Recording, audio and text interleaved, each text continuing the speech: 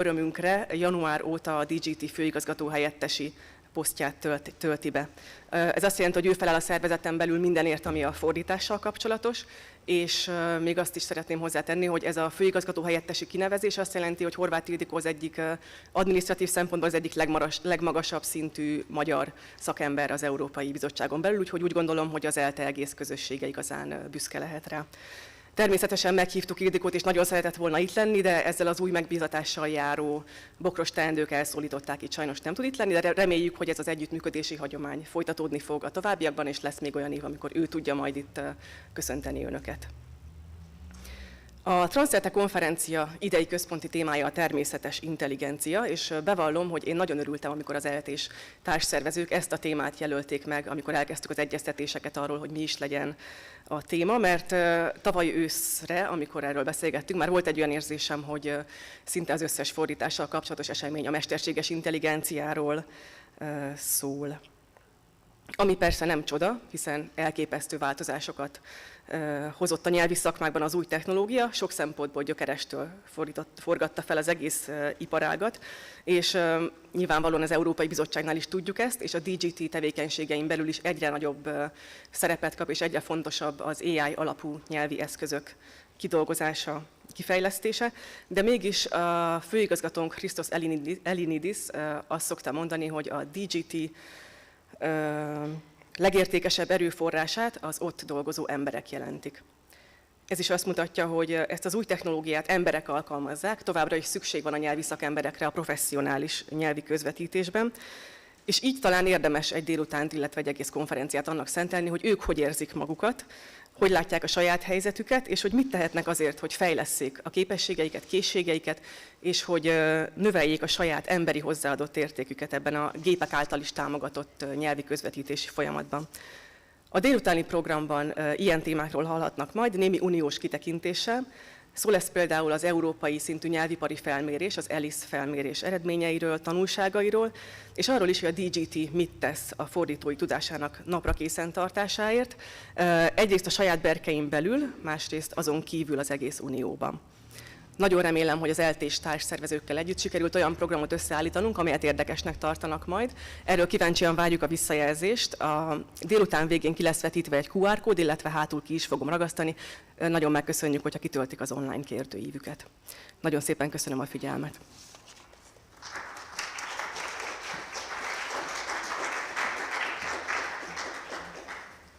Thank you very much, and I'd like to ask our first presenter, Professor Alexander Krause from the University of Vienna, who is also an EMT board member, to tell us about the fine-tuning of the EMT competence framework.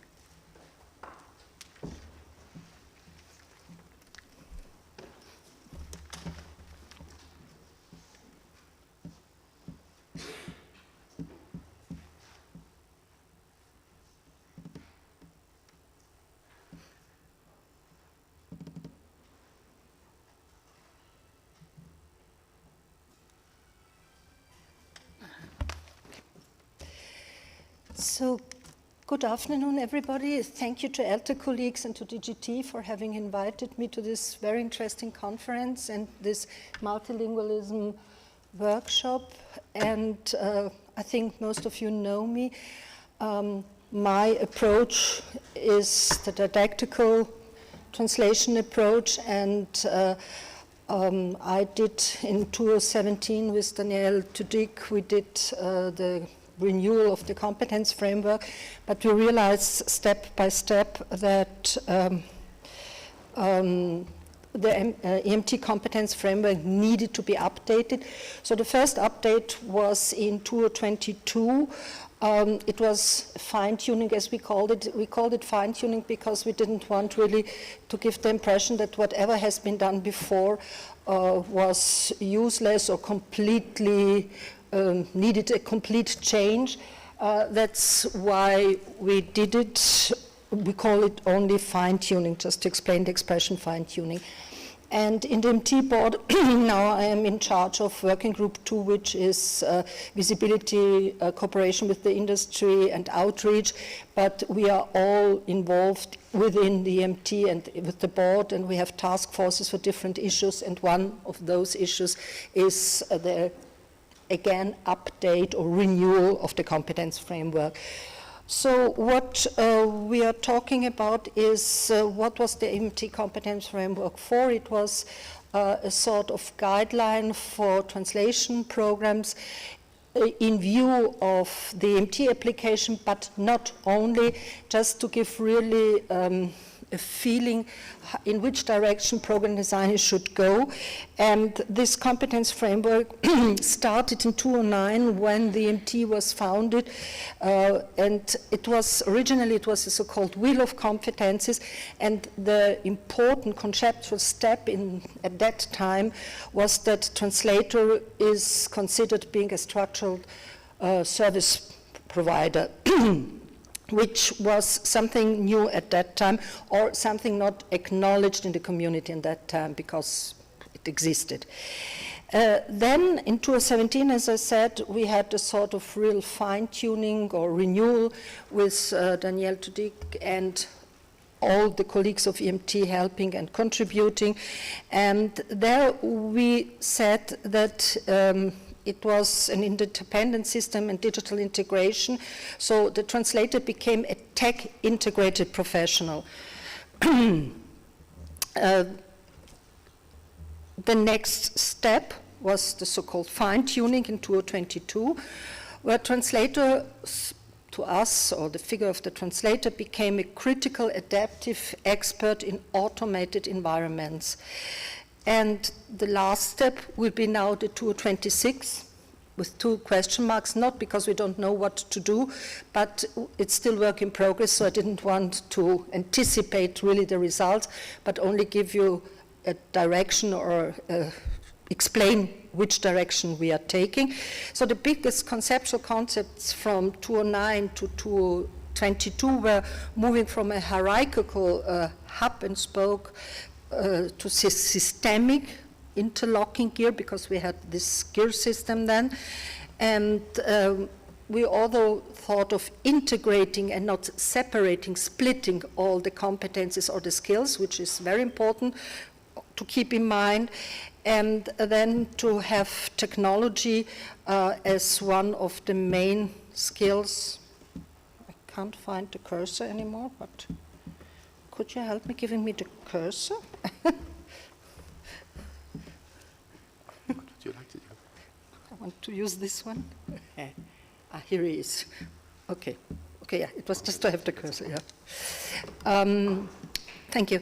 And what we all wanted really to focus on was to adaptability, flexibility, and soft skills of students. And that's exactly what this conference is talking about the human aspect of translation in the broadest sense. We used, or we are still using, some sources or some source material for further reflection, and especially in the field of AI. Everybody's talking about this. We have various projects and studies and papers. And in the following, I will tackle almost those papers, or those only 2 aspects. One is Alice, the big research about the language industry, and the other one is the LT leader, because we were involved in Vienna, and it is a very didactical approach to translation. That's why I'm talking about these 2. But obviously we have also, as a source of inspiration, we have the DGT translators' competences. We are talking with DGT colleagues about what they are doing, what they are needing, and obviously there are also some other side aspects like TECOM, the competences or research papers. So there are a lot of materials that we can use as inspiration or as guidelines for really tackling or for being future-proof, because this is one of our main concerns. So was the LT Leader project, I don't know if maybe you heard about this yesterday, so I'm, yeah, sorry, yeah. Okay, it was the Erasmus Initiative 23 to 26. And, but what I want to make you aware is that in this project we had really a lot of EMT universities in it. So you may consider it an EMT initiative. I think only 1 or 2 were not EMT members. So you really have a very, say, concentrated EMT knowledge in this project. What was the scope? Updating the you heard it about, sorry, education by enhancing digital literacy. The output was open access training materials. And here you have all the partners, like, as I said, you see, those are all EMT universities, but one. What does this ELT leader skill set combine? It combines technical depth, linguistic sophistication, I would say, I hope you agree, being part of it. Ethical awareness, because this is one of the main issues we have to deal nowadays even more than before. Strategic workflow design and data governance. And so in, let's say in, yeah, you see, these were really the skill sets you heard about yesterday, but it was a sort of, although I would say paradigmatic shift, because it was not the mere instrumental competence of technology and AI, but it is something more towards a socio-technical ecosystem competence. So I think this was one of the ideas we kept also in mind when thinking about renewing the Wheel of Competences. And one of the other sources where I was highly involved, and that's why I'm talking about it, is ALICE.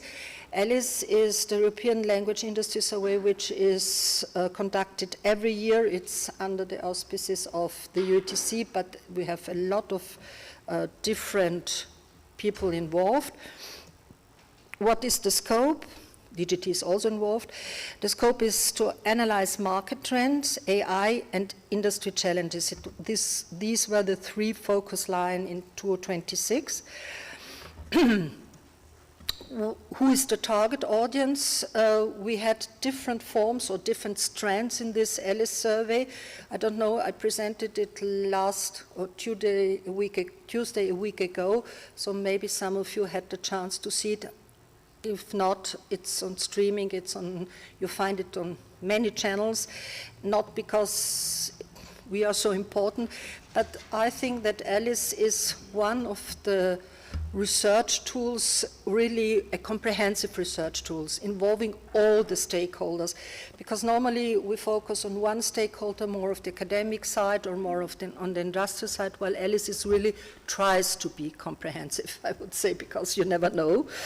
And we have the tailored forms for freelancers, for language service companies, for in-house departments, universities and students. And obviously university and students are my strengths, so to say, where I am looking into the details. Yeah? The partners, as I said, is UETC, ELIA, AMT, Fit Europe, GALA, LIND, and Women in Localization.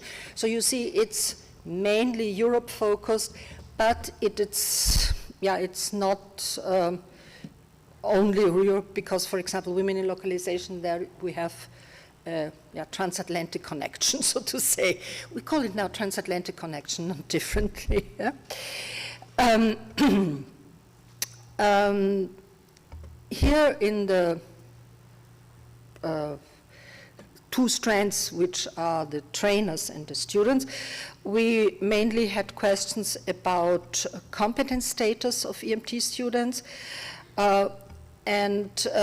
There, now in the next slides, I focus on those competences that were also tackled by the LT Leader project. So, because, the first one is on translation technology. You see the different columns. We asked students about their expectations when they will have finished their study course, so future degree holders. So students also have, and they have the right and even the moral obligation to have expectation towards the study program. So we asked them about the students' expectation, then we asked them about how LSC perceive their competencies. and how language departments perceive their competences.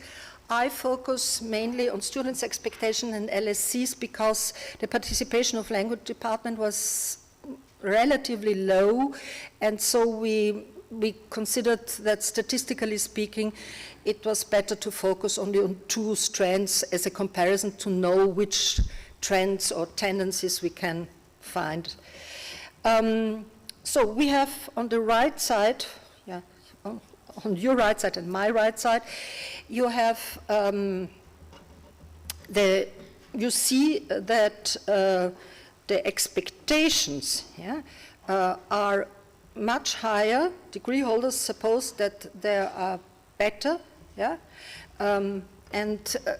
sorry, the right side is what they are really then doing, how their competences are perceived by the industry. And there you see that students think that they are much better. You see that the orange columns are relatively small compared to the blue ones. And we had different levels. We said advanced level, average level, basic level, and don't know. And funny enough, it was that the more advanced the competencies should be, the more discrepancy we had, while for basic, the LSC seemed to be pleased and said, okay, for basic it's good enough, but if we consider that we train students for very specific tasks and we try to train specialists, we need really to aim at the advanced level and not to say, okay, average or basic is good enough. Yeah? And you see similar effects, a bit less to the average level, and funny enough, the basic was strange. It was, I won't say a surprise, but we said, okay, yeah. And then when we see, comparing the trainers' perspectives and the students' perspectives, we see similar effects. So we see they don't seem to be at level for the industry. The second pair of slides tackles digital literacy, because we had really this umbrella term, digital literacy, whatever it really means. There we have, maybe we need to discuss it a bit. But we have a bit positiver values for LSC perception at the average level and for both the students' expectations and the trainer's assessment. Yeah? You see that on the right side we have the trainer assessment, but still on the right side trainers say, okay, our students have an advanced level, while the orange column is relatively short or small compared again to the trainer's perception of the degree holder's final status, and the same is true for the students' expectations. So that means that students and trainers hope to fulfill much more ambitious competence levels than reality seems to show. I mean, as long as LSCs don't have too high expectations. That's, we don't know. Yeah? And since we are talking today a lot about the human factor, the human in the loop, or however you may call it, I thought that it could be interesting for this presentation also to show you the skill gaps in interpersonal skills. Sometimes we consider that interpersonal skills are part of every study program, that they should be obvious or whatever, but LSCs, I mean, see that still again, they don't seem to be at level, as we say. And in all recent studies, we all acknowledge that the human factor and the interpersonal skills have to be tackled in depth. And students' expectations and trainers' assessment, on the left side, students' expectation, on the right side, trainers' expectations, are again much, but really much higher than at advanced level than reality. And the gap becomes a bit smaller again in average, and in basic again, funny enough, it seems to be obvious, basic is okay. So we don't really understand, maybe we need to make it more precise what is meant by basic. I don't know exactly, but this is, yeah. And as we are talking about AI and the use of AI a lot these days, we also ask students how they think that, which expectations they have about their skill level in using AI in translation-related work, which means in the practical application. There we have to consider that, unfortunately, a lot of those students who answered didn't have their internship made before.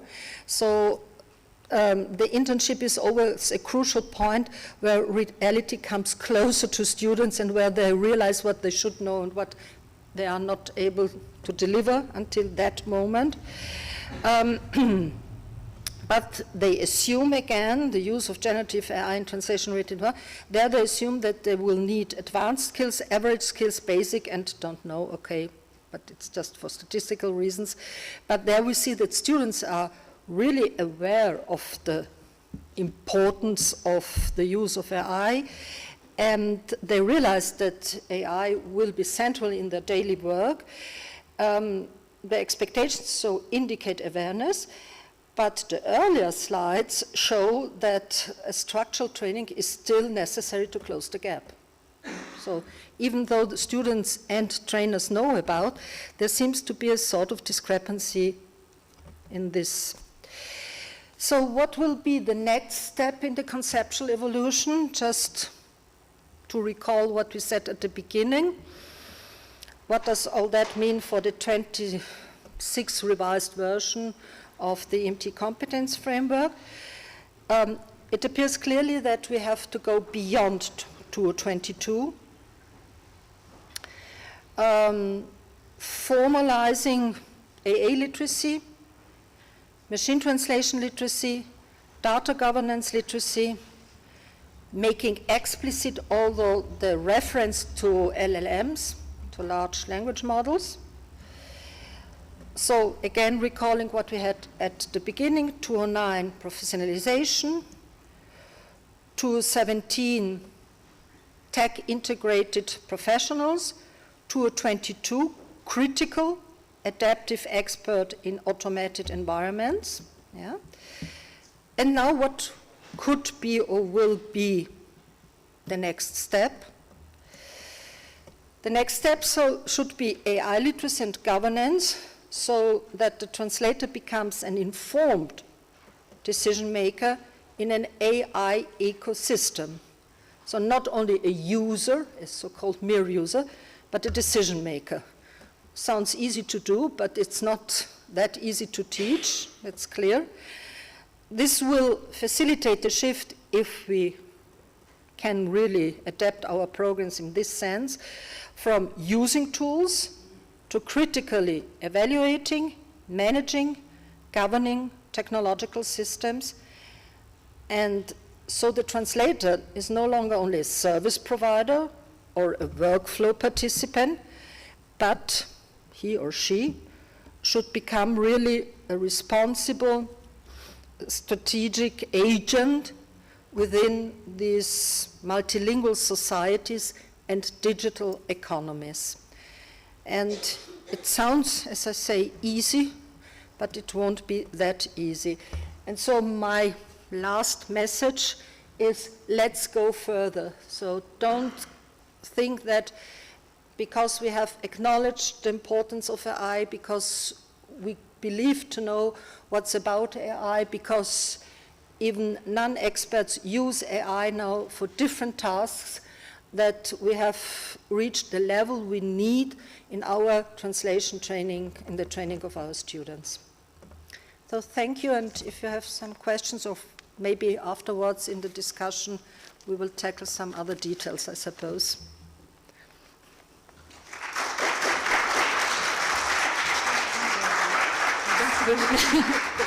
Please.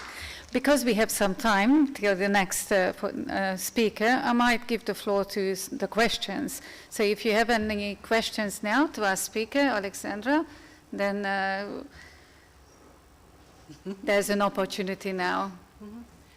maybe about Alice, or, I mean, there's a lot of data about Alice. You have any questions? I think there's a question over there. Behind. Yeah.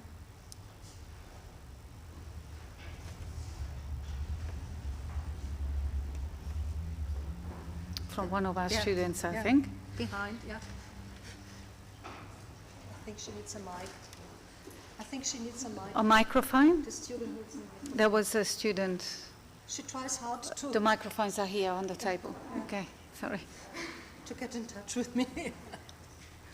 Interpreters And for the fill the room interpreters, without, yes. without the mic. While the microphone is going there, I'd like to express our appreciation to the work of the colleagues for renewing the EMT competence framework, as it is very important for us as an EMT member to provide up-to-date curricula for our students to get the knowledge they need when entering the market. Has the microphone arrived? Esther, was it you raising her hand? Yes, Esther needs the microphone. Please in English, because I don't have Yes, she will. Good afternoon, and thank you for the presentation. I'm asking based on a workshop I attended yesterday on this conference, and it was about data governance, and I found that it was very much about filtering the useful data and the fit-for-purpose data from the data that is not fit for purpose. Excuse me, I'm a bit... No, don't worry. Please pardon my awkwardness. So my question will be, if, based on this, perhaps we should emphasize training in corpus management and data management and governance in general in translation studies, especially when it comes to language technological competences. So you mean training about data literacy in general? Yeah, I think that's, I mean, it's done. It's done explicitly and implicitly in many programs. I think the core issue is how do you define it and in which, let's say, under or sub-competences do you really teach them? Because judging the validity of data is not, it's one important step, but it's not the whole process. The whole process means first understand what is behind and how AI treats those data. Because if you don't really, if you can't follow all the steps in the pipeline of AI, and that's what I want to tackle then also afterwards, is then you can't judge the result AI gives you, and you don't know where the error is in the answer or in the result AI gives you. So data literacy doesn't only mean finding the valid sources or judging only the sources, but also knowing exactly how the process works in order to be capable of judging and managing, as I called it, the process itself. And that means that in translation, we really need to cooperate with other specialists in the field, because we can't expect that our trainers all know about everything. I mean, okay, the genius are a race in extinction. Yeah? So it is more about learning how to,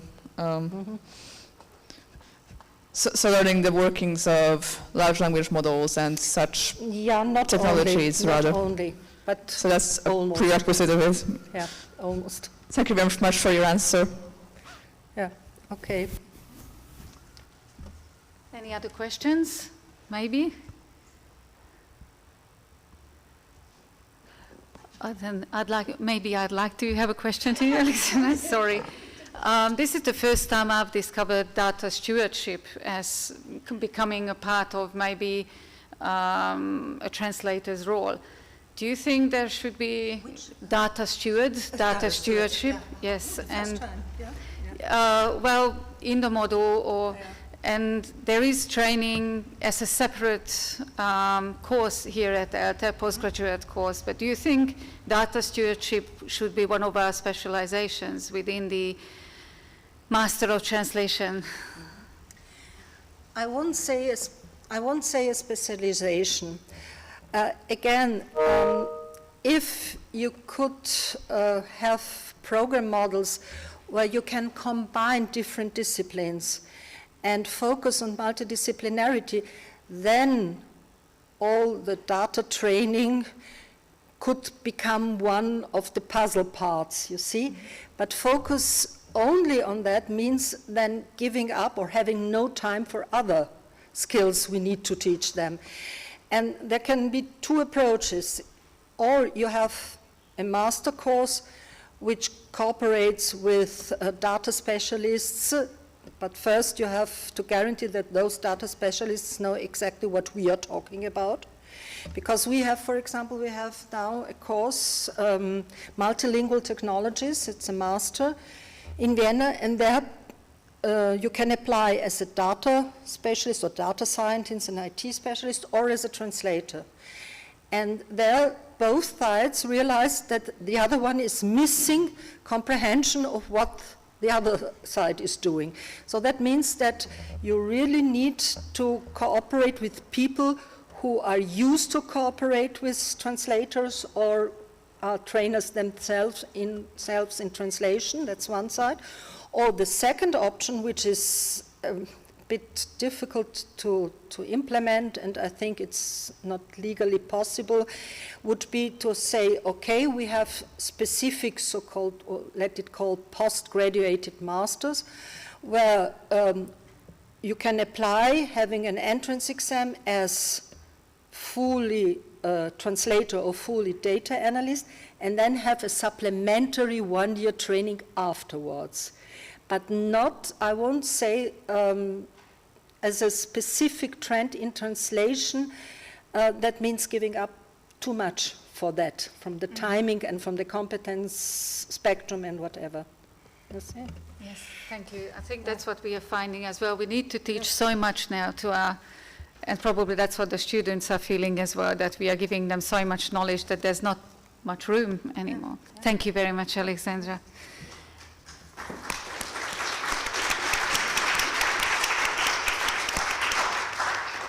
We are coming to our next presentation, and I'd like to ask Nicola Kunter, head of the Knowledge Management Unit at DGT and also secretary of the EMT board, to give us her presentation. Thank you.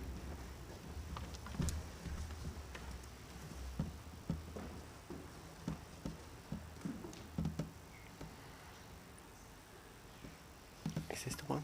Yeah, should be. Yeah.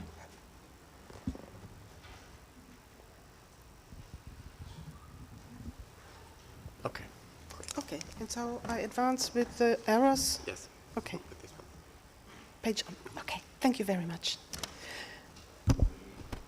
So thank you very much for the nice welcome and for having invited me to this workshop, because, yeah, indeed, the managing the human in the loop and supporting the human intelligence is actually very much the remit of my unit, knowledge management, and that's why I wanted to give you an insight into how we manage the translator's knowledge in DGT.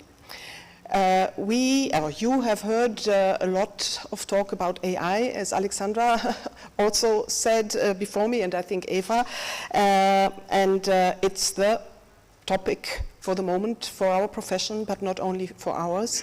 But I think we should also not forget about the human expertise, because this is ultimately what the translation services are about. And that's why, as I said, I would like to show you what we are doing in this respect.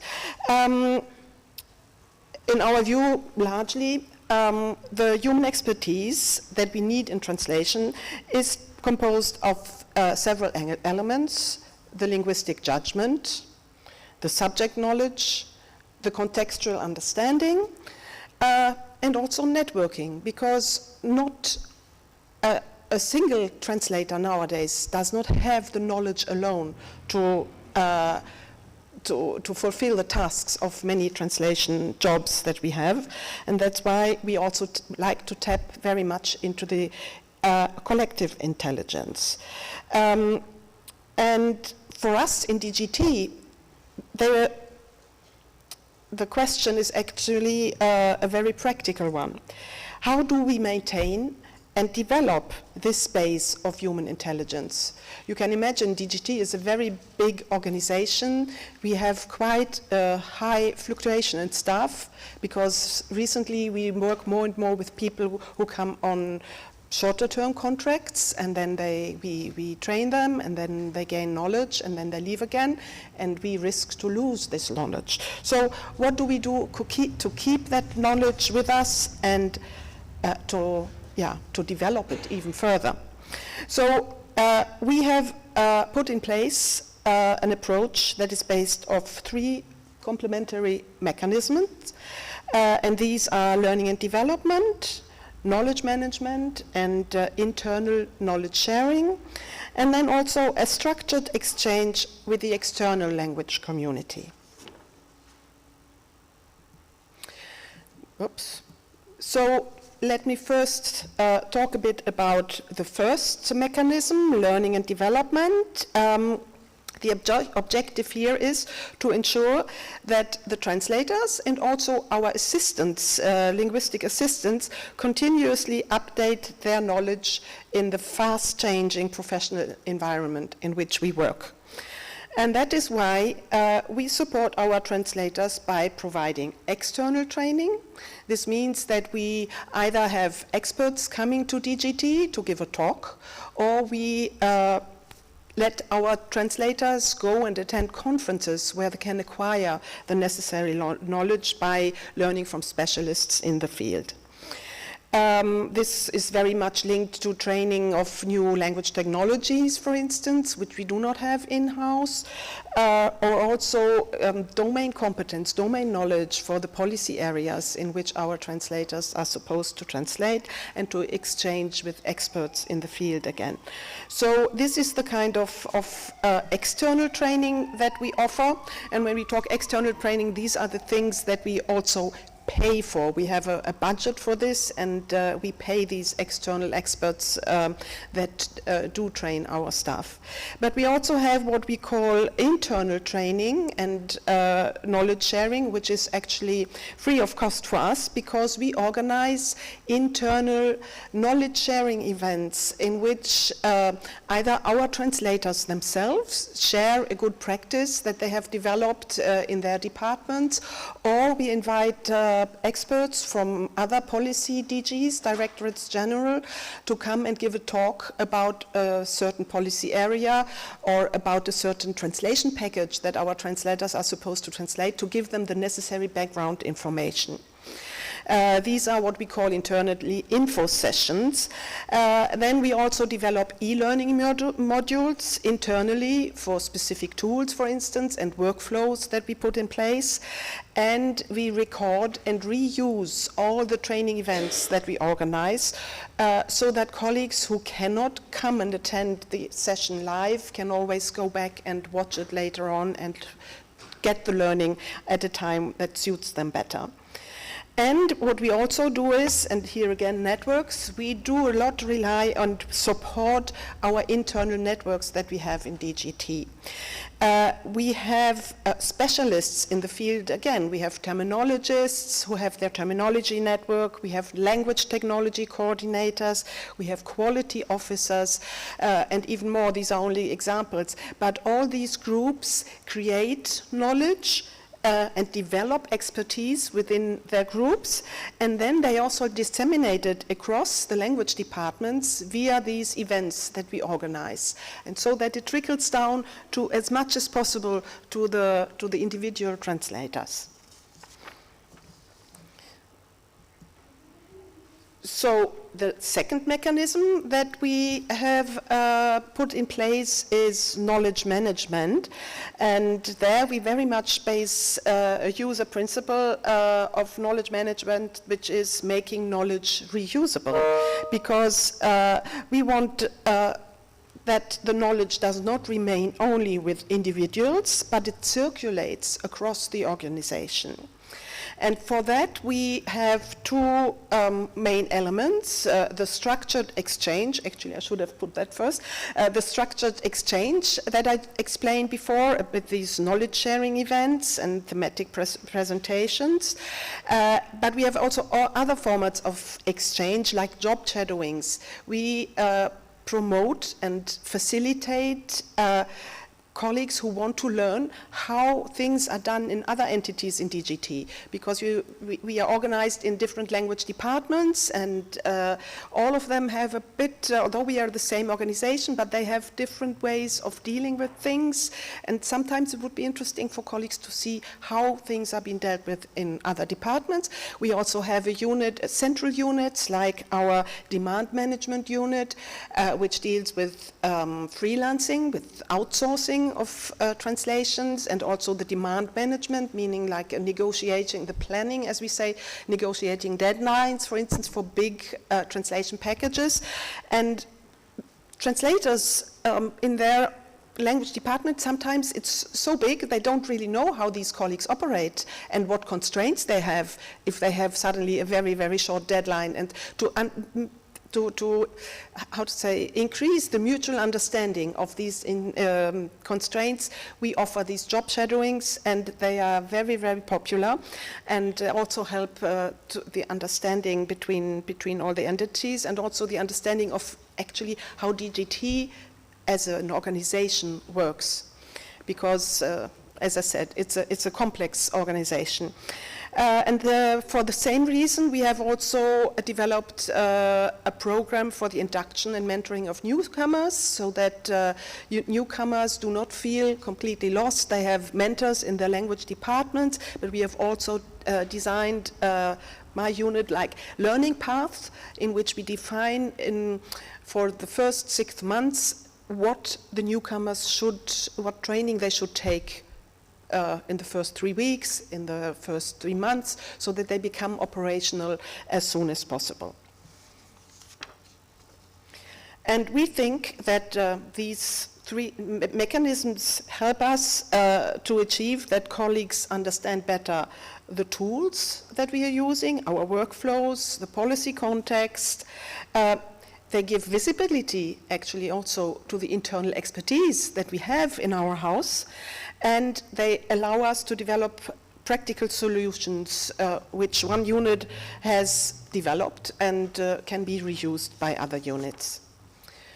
So I've talked a lot about skills and competences that we share, but maintaining human intelligence is not only about skills. It also requires attention to a sustainable work condition and well-being. And we are in DGT very lucky to be working in a huge organization like the Commission, and that the Commission has an HR strategy that puts people first, and they really pay attention to develop actions that foster staff well-being. Here it says in the new work environment. That slide is from the time after the pandemic, when we like everyone else, started to work more in hybrid modes, telework and office presence, and that's not that straightforward in an international organization, because many people come from abroad, they live alone in Brussels or Luxembourg, and help them keep the balance between teleworking and coming to the office, and not feeling too alone, and others have families and have to manage both work life and family life. So there are activities and actions put in place that help us to deal with this, and also physical health, so that we do not sit in front of our screens all day, and feeling well at the workplace is really in the focus of our HR policies. But as I said, we benefit a lot from this, but we have also developed our own initiatives. We have a network of volunteer colleagues who focus on mental well-being. And they organize like information sessions, awareness initiatives. They participate in staff meetings to raise awareness for also the mental health of colleagues, so that we can create like a respectful work environment where people who may struggle know that they can openly talk about it, that they can find people to help them.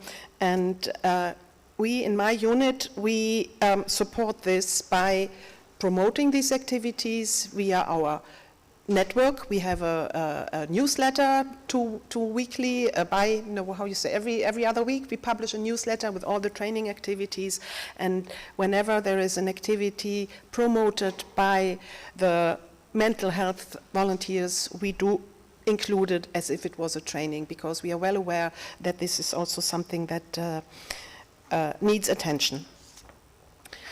So much about how we manage and try to support learning and development and managing the knowledge in-house.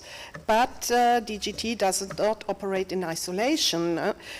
We think that maintaining the expertise requires continuous exchange and interaction with the broader language community, and that's why we have also a focus on the external exchange.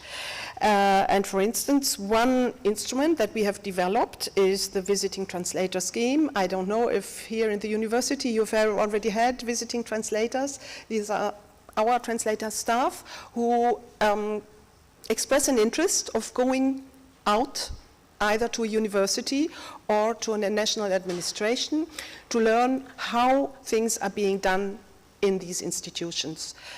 The principle is actually, it should be a give and a take. So our staff translator goes with a specific project and wants, for instance, to learn something about terminology and goes to a ministry, let's say it's about finance, and they exchange about these terms. And at the same time, the translator explains how we work in DGT, how we work with corrigenda, for instance. We try to understand how our texts are perceived in these ministries, and that's how the translator comes back enriched. And again, the principle is knowledge sharing. When colleagues come back, they are supposed to share the newly acquired knowledge with their colleagues, at least at unit or language department level, if possible, and useful also across DGT. And my unit supports these knowledge exchange sessions then in that case. And for universities, it's the same.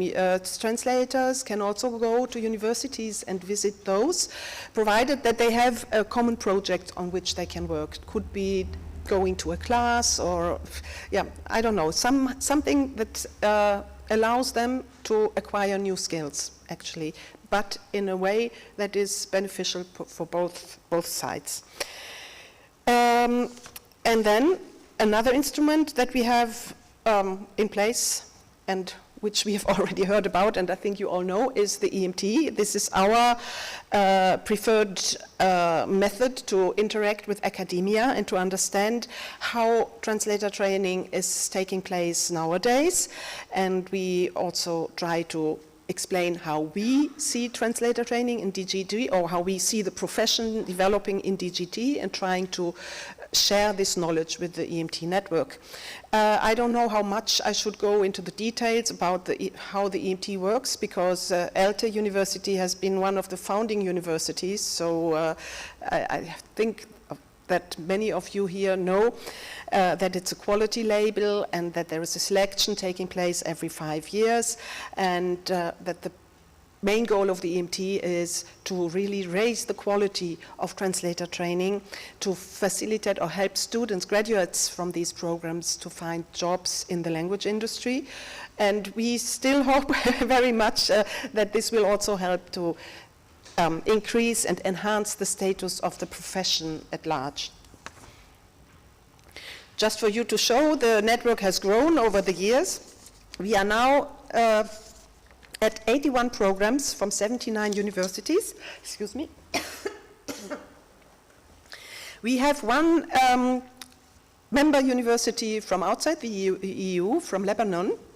This is, I mention this because the EMT is not only for universities in European member states, but also for universities in countries that are somehow associated with the EU, be it via the European Neighborhood Policy or EFTA countries and things like that. So it's larger than only the EU.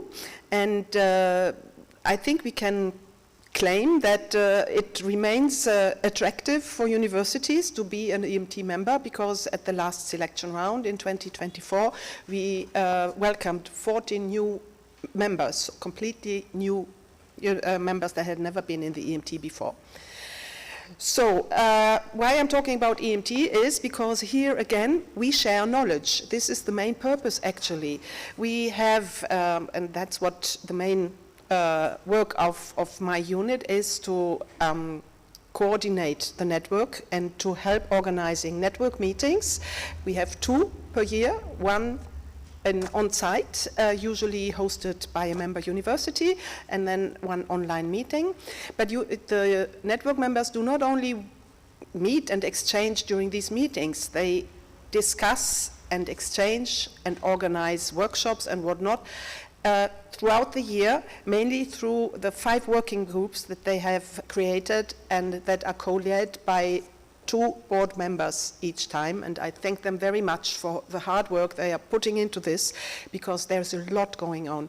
In the working groups, the network members discuss research papers, discuss training methodologies, they organize train-the-trainer seminars, they invite experts in the field to discuss, so it does not necessarily always have to be an EMT member, it could also be an expert from the industry in a specific field, and they exchange with these people as well, and then bring back the knowledge they acquire to the network during the meetings, and yeah, it works quite well. I think this way the network supports, or the network members support each other in developing their curricula to, as Edina said, to provide the best possible training and up-to-date training to their students.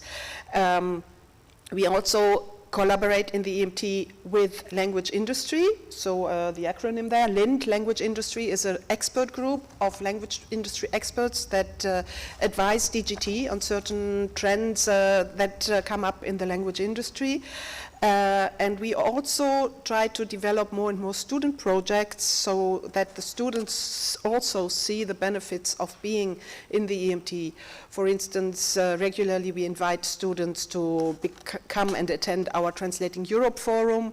We have soon coming up the final round of the Present Your Thesis in 3 Minutes contest. And yeah, I hope that this also contributes to giving visibility to translation studies. And of course, knowledge sharing also happens between EMT and DGT. We invite EMT professors as experts to these trainings that I mentioned in the beginning. So very often peers of yours from other countries come and give talks to our language departments. The other way around is true too. We invite DGT experts to come and speak to the EMT universities at the networks meetings. We have, like today, EMT universities organizing multilingualism workshops with a little bit of funding from the DGT. And then we also have network universities collaborating with DGT on projects, mainly in the field of terminology, because this is a way where they could collaborate with student groups without necessarily having them to give them access to our tools. So this is also a very popular way of collaborating with the DGT. And we also share our resources and our findings, and before it was more limited to the EMT network, but since we have joined forces with SCIC in the Knowledge Center on Translation and Interpreting, we also share more largely with the whole language community findings of the EMT, but not only. So this brings me to the last instrument that we have developed, the KCTI, which is a platform open to anybody who is interested in finding out more about language professions, namely translation and interpreting. So it's for the general public, and again, we hope to give more visibility to the profession and perhaps reassure parents of students who want to become translators that indeed there is still a future for translators and interpreters, and don't be afraid if your children want to go into this direction. It changes, but it does not mean that with all the developments that the profession will stop at one point. And this is why we have created this knowledge center.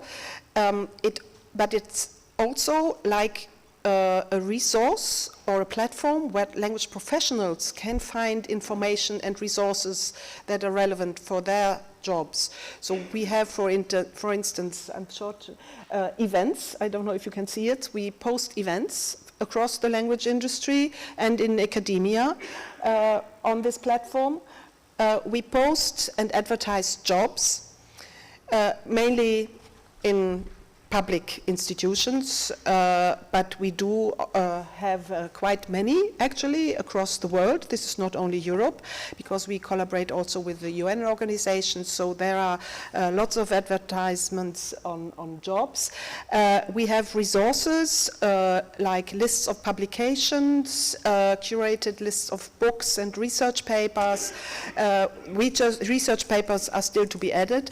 But we are developing this, and we are developing this together with the EMT. We have one EMT board member being the representative of the KCTI in our steering committee, and he very much consults us on what is useful for the academia to be posted on KCTI, and we also have somebody from the language industry consulting us for the same purpose. So I invite you to have a look.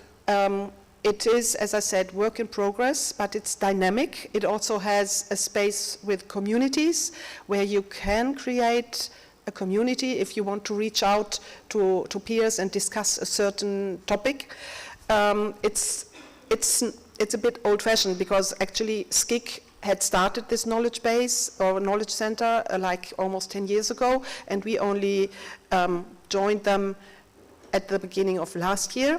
So we are looking into a feature that makes these communities a bit more intuitive and pleasant to use. But I mention them because it could be useful for you to open such communities there. For instance, if you want to reach out to universities beyond the EMT and discuss projects there, this would be a possibility where you can also share documents in a safe environment, because if you want to create a community, you have to create a EU login, but then you will be in a safe environment which will not be bombarded with ads and whatnot, and it's moderated by us and allows professional exchange. And when I said it's dynamic, it's not only resources, papers and everything that are published there. We also have what we call digital events. We had recently a so-called research corner. These are events where we invite researchers to come and publicize a bit their findings. And the last one we had was beginning of the month, 5th of March, on teaching translation in the age of generative AI, where Joss Morkins and other co-editors presented a book of the same name and their findings, and also led a discussion on what would need to be included in a curriculum for translation studies now that we have to face the challenges of AI. We also have career corners where we interview professionals, not only from the institutions, but this is now an example of a colleague from SCIC, but we also invite language industry experts to come and give a talk about their specialization, their company, their career path also, just to show how varied the language industry is. And we have also moved the EMT blog to the KCTI because we consider that this would give it more visibility when it is joined to this big one-stop shop platform with all information about translation and translator training. And as you may know, the blog is a series of articles written by EMT professors, students, recent graduates, sometimes also language industry experts, but less, about what actually translator training nowadays means and what the profession looks like nowadays, because we all know we are not only talking about traditional translation. Translators nowadays work in many other fields. So, as a conclusion, what I wanted to show is that we do very much support the human intelligence in DGTs by offering continuous learning so that our colleagues maintain their professional expertise. We support knowledge sharing and management to ensure that this experience circulates internally, but also externally, because we very much build on external exchange so that we too remain connected with the wider language industry, because in DGT we do not operate in isolation. So that was it. I hope it gave you an insight in what we are doing. I hope that I wasn't too fast, but I'm here still for questions if you have any.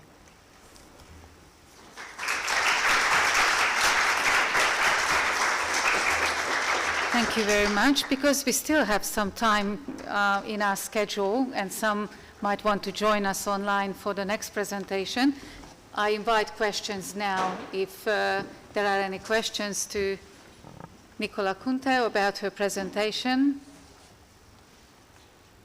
on the KCTI from our students or our trainers. I can perhaps open the KCTI? Maybe, yeah.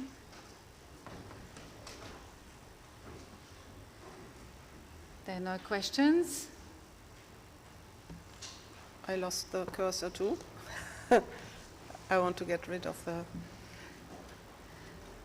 No, So maybe okay. if there are no questions from the audience, then can I just ask you a little bit about what you told me just before we started our session about cooperation with the EMCI network, if there's anything that can be said about that, or what you learned at the event where you were just before us, and meeting our beloved Márta Seresi in Brussels at Indeed. another event going on right now. And the EMCI students in the booth are interpreting, so they will be interested. Congrats to your interpretation skills, by the way, because I listened to your interpretation during the opening speech, and it was really fantastic.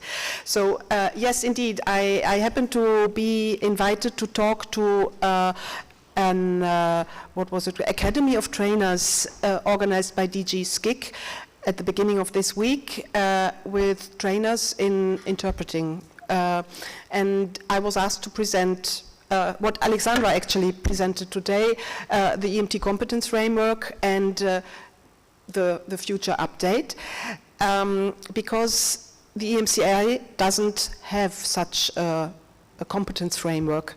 And it's funny because actually when we started EMT in 2009, the EMCI already existed, and we copied a bit the idea of creating a network, but we chose a different approach. We went larger and decided not only to,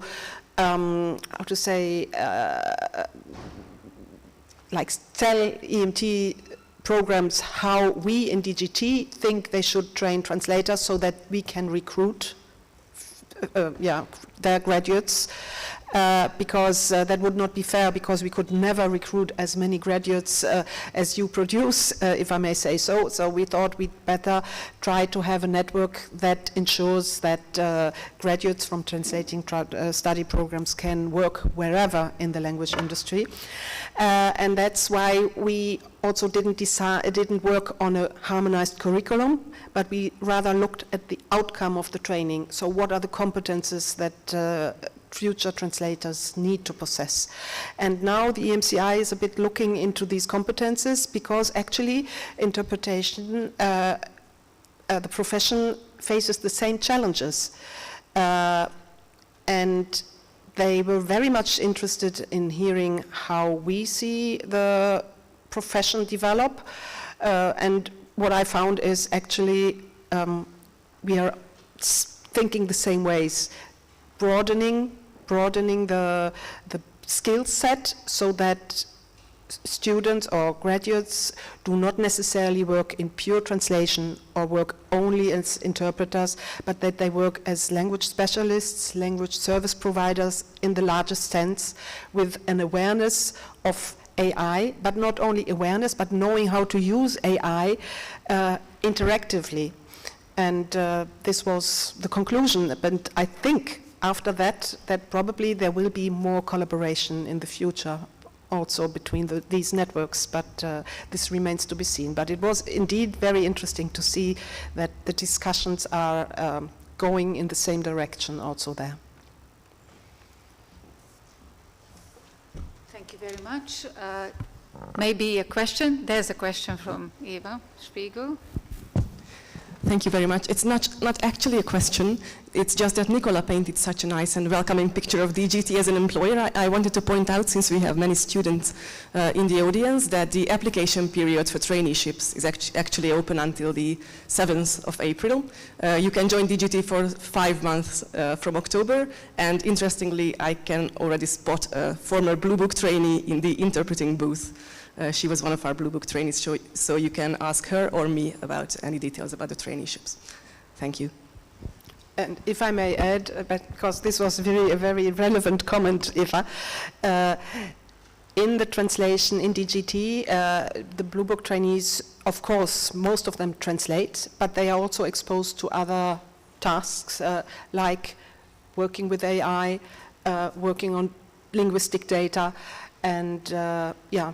We enjoy having them because they bring us new dynamics and sometimes also teach us how to work with certain tools, because many of the colleagues are my age, and we are not digital natives and sometimes struggle on things that comes really natural for them. We also have a trainee regularly in the communication unit, and they do a lot of interesting things, helping to organize conferences, working on communication campaigns and things like that. So there is a lot to learn. So please don't be shy, and don't forget to really, when you apply, tick the strand for translation, because we have a separate application strand. Thank you very much. Thank you for the answers as well. Yeah, very welcome. Thank you for having me.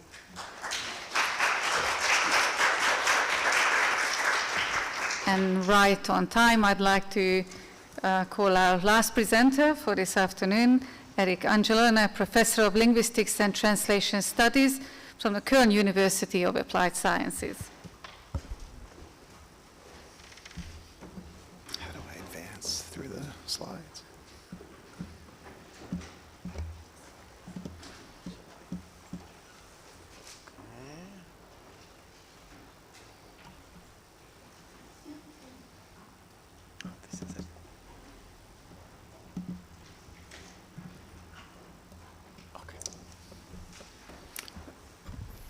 So yeah, I'd like to start by thanking the organizers for this very thought-provoking and engaging event. I'm really impressed by the talks so far. Look forward to the talks that follow. Yeah, really impressed by the PhD talks in particular. It really highlights a spirit of collaboration, which is really refreshing to see, and mentorship, which is good to see. Thanks also for the opportunity for me to talk about de-skilling awareness in AI literacy for translation. As somebody who generally advocates for the implementation of generative AI in translator training, I see it as my ethical obligation to explore the flip side as well, and that's where de-skilling awareness comes into play, and that's where my research is at right now. Oops. So here's an overview. I'll start by defining and describing what de-skilling implies from a translation perspective. We'll look at some, some factors contributing to AI-induced de-skilling based on vulnerabilities put forward by our colleagues in consumer science. I'll then situate de-skilling awareness within an overarching AI literacy framework, namely the one put forward by my colleague Ralf Krüger at TH Köln. I'll then outline a process-oriented approach that we might use for documenting de-skilling, and then we'll look at some concrete examples or manifestations of de-skilling based on data I collected for a previous study. So what's de-skilling? Really hasn't been widely discussed in the field of translation studies. So what we see on this slide is content from neighboring disciplines or not so neighboring disciplines. So Natali and colleagues define this, and they're in health education training, as the degradation of previously acquired competencies due to reduced practice. So the skills are in place, thank you, and for whatever reason, due to reduced practice, there's this weakening or degradation. Appia, in an article written around I think it was last year at this time, it's not 2005, so it's the wrong date there. He's a visionary thinker, but I don't think he was talking about AI-induced de-skilling back in 2005, so that's 2025. Defines it as atrophying of cognitive and perceptual capacities. And Klein defines it as disengagement from complex cognitive and procedural tasks. And what we see on the left is a ChatGPT generated image for the prompt, provide me with a picture of de-skilling in translation. And we already see some of the potential bias that's inherent to AI. Why do we see a young, white, Caucasian translator wearing a tie? Why is the United States the source locale? Why is Spain the target locale? What are these robotic arms about? And why does ChatGPT think that without ChatGPT, the translator would be reduced to working with stacks of paper, right? So just sort of an interesting conceptualization there in terms of how ChatGPT sees its own potential role in de-skilling. So then the question is, when is de-skilling truly detrimental? At the surface, we might be inclined to think it's inherently detrimental. But we're talking about an industry where things change practically overnight, and sometimes skills become obsolete. And in situations like that, de-skilling is probably actually a good thing. But here are some conditions, again, put forward in the literature and other fields. First off, skills are firmly in place prior to de-skilling. This takes us back to a central question brought up in a couple of talks over the past couple of days. When should students start using AI in an applied manner? I think early on we can look at it from a conceptual standpoint, from an ethical standpoint, but the tricky part is figuring out when it makes sense to actually implement this in an applied sense. The second condition, what's being de-skilled is a skill of actual value. And this is tricky, right? Appia, I think, puts this nicely. The hard part is deciding without nostalgia and inertia, ideally with empirical backing, which skills are keepers and which skills are cast-offs. And that's obviously no easy undertaking. And again, I would call for much more extensive empirical research in our field to pick up on what's needed and what's not, to inform the EMT, the revisions being undertaken. And this is the case, right? It's leveraging concrete empirical data, survey data, to give shape to actually needed skills. And then a third condition, skill loss in one domain isn't counterbalanced by considerable gain in some other capacity. Let's look at some of the vulnerabilities. This is Kim and colleagues from a paper published earlier this year. They're in the field of consumer science. and they talk about de-skilling triggers. The first of these being identity confusion. And what this one's about, through prompting, AI becomes an extended self. This isn't a novel concept. For translation process researchers, we've heard about this in the context of 4EA cognition or extended cognition. But it's this prompting aspect which kind of takes things to a new level. And the cognitive offloading that tends to happen blurs the lines between what we might regard as internal or human-based cognition and external or AI-based cognition. And the end result here is a potential for under-monitoring of one's own performance, a lack of critical self-reflection, and over-deference. A second de-skilling trigger mentioned by Kim and colleagues has to do with the immediacy and the fluency with which content is generated by AI. And I myself have experienced this. I think a lot of our students have experienced this. Those of you who are students may have experienced this. Happens subconsciously where you're lulled into a false sense of security and sometimes engage in blind trust. And I think this becomes compounded and all the more difficult to deal with when we see reverse prompting, inverse prompting, whatever we want to call this, at the end of the output. If you want, I can do this, that, and the other thing for you. Do you want me to do that? Right? It's almost like you're forced to be impressed by this robust system that's putting forward content.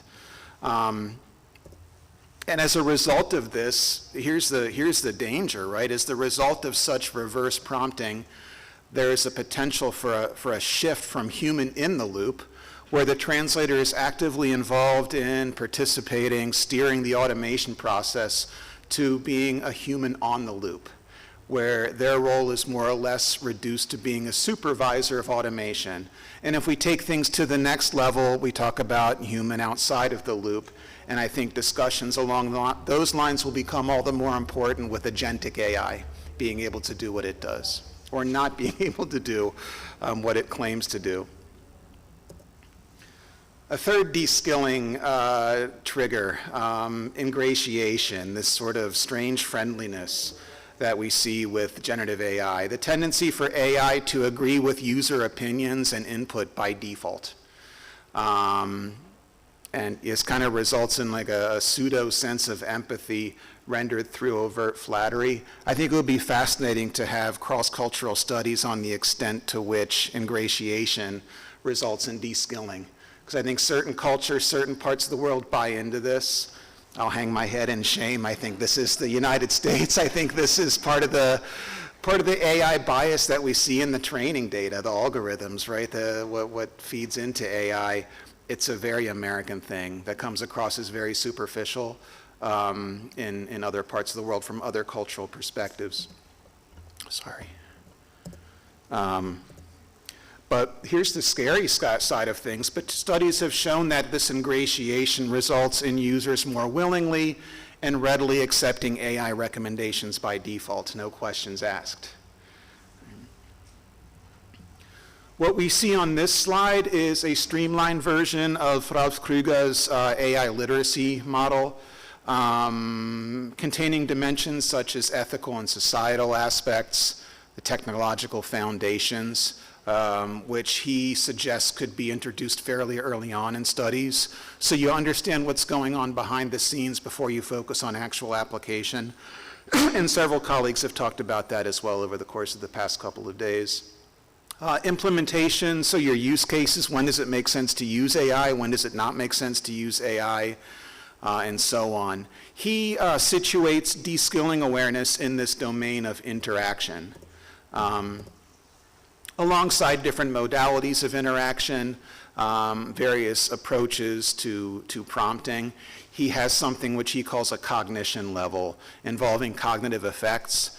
If things go well, the end result is intelligence augmentation, where you have conducive reduction of cognitive effort. Goes back to the whole idea of having your assistive technology take on mundane, repetitive aspects of the task to free up cognitive resources for the translator to focus on other aspects, such as creative impulses. If things don't go as planned, on the other hand, you have what he calls intelligence impairment. And this is where we find de-skilling. Alongside other forms of impairment, such as stagnation and competence development, this sort of plateau effect when it comes to advancing along an expertise trajectory, and the detrimental impact of AI priming. So, given the fact that AI-induced de-skilling is largely cognitive, or more precisely, if we talk about things like perception and monitoring, metacognitive in nature, and also behavioral in nature, based on the fact that it runs the risk of going unnoticed if we're lulled into the sense of security, and based on the fact that we don't have much empirical data, that it's still fairly nebulous in that regard, I feel that we can make use of a process-oriented approach to documenting. That should be de-skilling as opposed to skilling, although I guess it could also be used to documenting skill. I think a fine line distinguishes upskilling from de-skilling. But what this would involve, and this has been used in previous research, process-oriented training approaches that focus on things like problem recognition and solution evaluation and facilitating metacognition in general. You combine screen recording data with think aloud protocol data. So just in a nutshell, screen recording is documentation of everything that transpires on screen during translation. A think aloud protocol is the idea of the translator articulating freely all of their thought processes while they translate. And you use these two data streams in conjunction with each other for purposes of analysis. So, with this in mind, I conducted a very initial exploratory study that we might use for documenting AI-induced de-skilling. These were MA students at TH Köln in a specialized translation practice course. They were in their second semester. All of these students had a BA in multilingual communication. They were all familiar with generative AI. They had been making use of an in-house ChatGPT app in this course and in other courses. And their task was to translate a 50-word passage from the IT domain. It was LILT user guide content, so LILT, the adaptive MT tool. They were translating user guide content from English into German as their L1, and they were instructed to make use of ChatGPT in conjunction with any other resources of their choosing. So the use of ChatGPT was not mandated as such. They weren't locked into ChatGPT. It was kind of regarded as something to use in constellation with any other resources they typically use. And they were prompted to think aloud while translating and create a screen recording. I made use of 5 minutes for analysis. Think aloud protocols were big in translation process research, but they're both cognitively and physically exhausting for the participants. Not to mention that sometimes what you hear students saying isn't authentic. It's, they're saying stuff they assume the instructor wants to hear, which defeats the purpose entirely of think aloud data. So with that in mind, we had students translate on their own computers in a designated classroom with no one else present. And I guess that was our perhaps somewhat weak attempt to maintain some sense of ecological validity. What I did for each instance of de-skilling, I made use of this framework to classify the behaviors in terms of these attributes. So a performance attribute, did it have a negative impact on quality? Did it have a negative impact on efficiency? Or did it have a negative impact on both? I then determined if the indicator appeared in the screen recording, if it appeared in the think aloud protocol, or both. I also thought it would be really insightful to see if the students showed any potential indication of awareness of de-skilling, and that was primarily in the think aloud protocols and their articulations. So that was a basic yes/no question. And then I made an attempt to map the incident of de-skilling onto one of the EMT framework competences. There's quite a bit of overlap among the various competencies and sub-competencies in this framework, which is actually a good thing.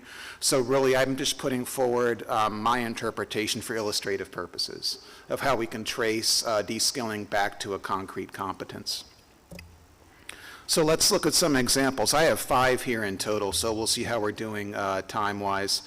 The first one I called counterproductive offloading.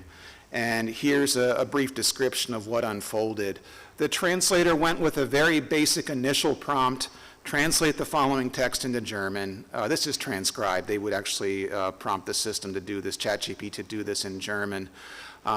They would then read the generated content out loud within the ChatGPT interface while articulating needed changes. So in this particular output, there was gender bias, so there was a need to shift to gender-inclusive language. There was a terminology error and something relatively minor. Yeah, plural form was needed instead of a singular form. So as the student was reading this out loud, they picked up on all the errors, they articulated the needed corrections, but then for whatever reason, they entered 3 separate follow-up prompts in having ChatGPT retranslate to address needed changes. And by the time they got to the third prompt in the corresponding think aloud data, they said, if it doesn't get this right, I'll just manually edit it myself. So from the perspective of de-skilling in this case, why didn't the translator get the output into editable format and make the needed changes on the fly? They were articulating the needed changes, they were detecting the errors when reading the output, but they were kind of locked into this interface and couldn't make the changes, right? And these changes didn't require any external information retrieval. Like I said, this could have been done on the fly in a fairly efficient fashion. And then why 3 separate follow-up prompts? Right. So if I classify things, I think quality was fine. If there's any silver lining here, quality was fine. They ultimately picked up on those 3 errors that I mentioned. But from an efficiency standpoint, we're talking about an industry where quality and efficiency are kind of on equal footing these days, in many instances at least. They were really slowed down by the approach they took. The de-skilling was evident in the screen recording first and foremost. I think that articulation of, if it doesn't get this right, I'll do it myself, reflects some degree of awareness that de-skilling is happening.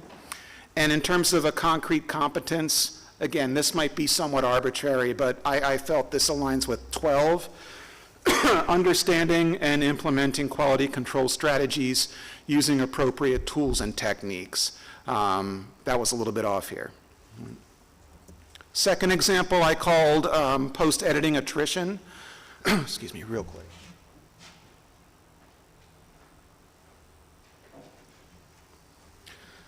And this is a different translator. They took the same general approach as the first translator, a basic prompt, translate the following text into German. They read the content out loud within ChatGPT. They articulated the need for changes. But what was different this time around, I saw 3 minutes of rereading, extensive mouse hovering over the errors, but they didn't pivot in the direction of anything else. They spent 3 times just kind of going through this mentally.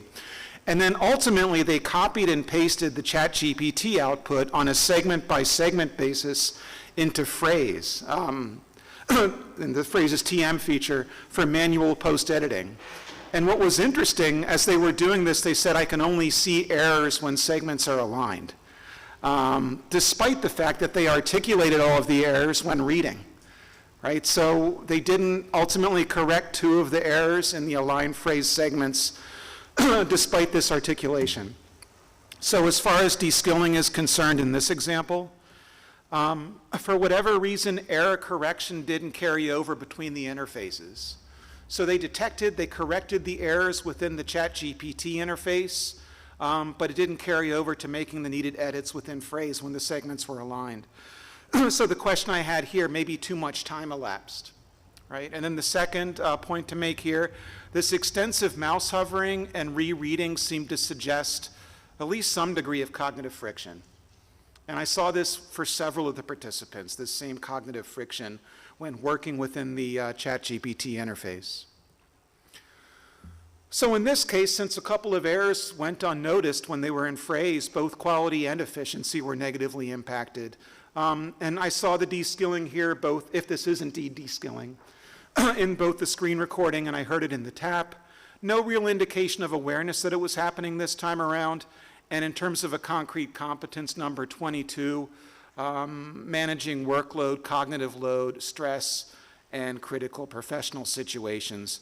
Really, I kind of honed in on cognitive load here and workload to a certain extent in terms of where we might see de-skilling. The third example moves in a slightly different direction. This time around, the student made spent extensive time formulating an initial prompt in English, which was their L2. And they articulated in the TAP, I'm going to formulate this prompt in English because ChatGPT can handle that better. Probably heard that somewhere as a best practice. In this particular case, it was a simple prompt, translate the text into German. Doesn't matter if the prompt's in German or in English, right? You're not leveraging training data that would be specific to English. So the screen recording in this case showed extensive, repeated revisions of really minor grammar and spelling mistakes in the prompt. They made a lot of typos. They wanted to come up with a lexicogrammatically perfect prompt. And this frustration actually escalated to the extent where they opened a Word document and created a scratch from prompt within Word, right? And then ultimately copied this back into ChatGPT with a very sarcastic statement, oh, how I love prompting. And unfortunately, the gender bias issue and the terminology mistake went unnoticed. So again, from the perspective of potential de-skilling this time around, why not prompt in their L1? Given the nature of the task is to produce a translation in German.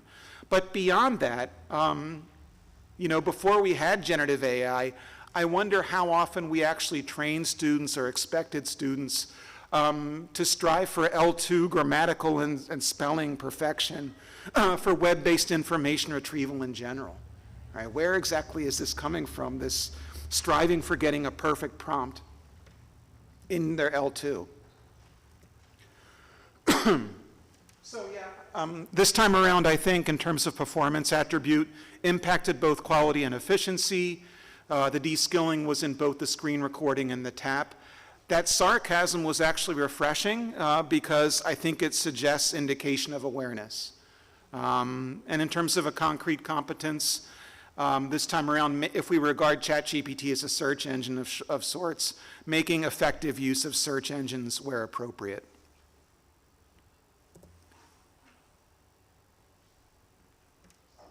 This example was the most perplexing and most baffling to me, and I'm still trying to make sense of this one. I think this is the most clear-cut example of de-skilling.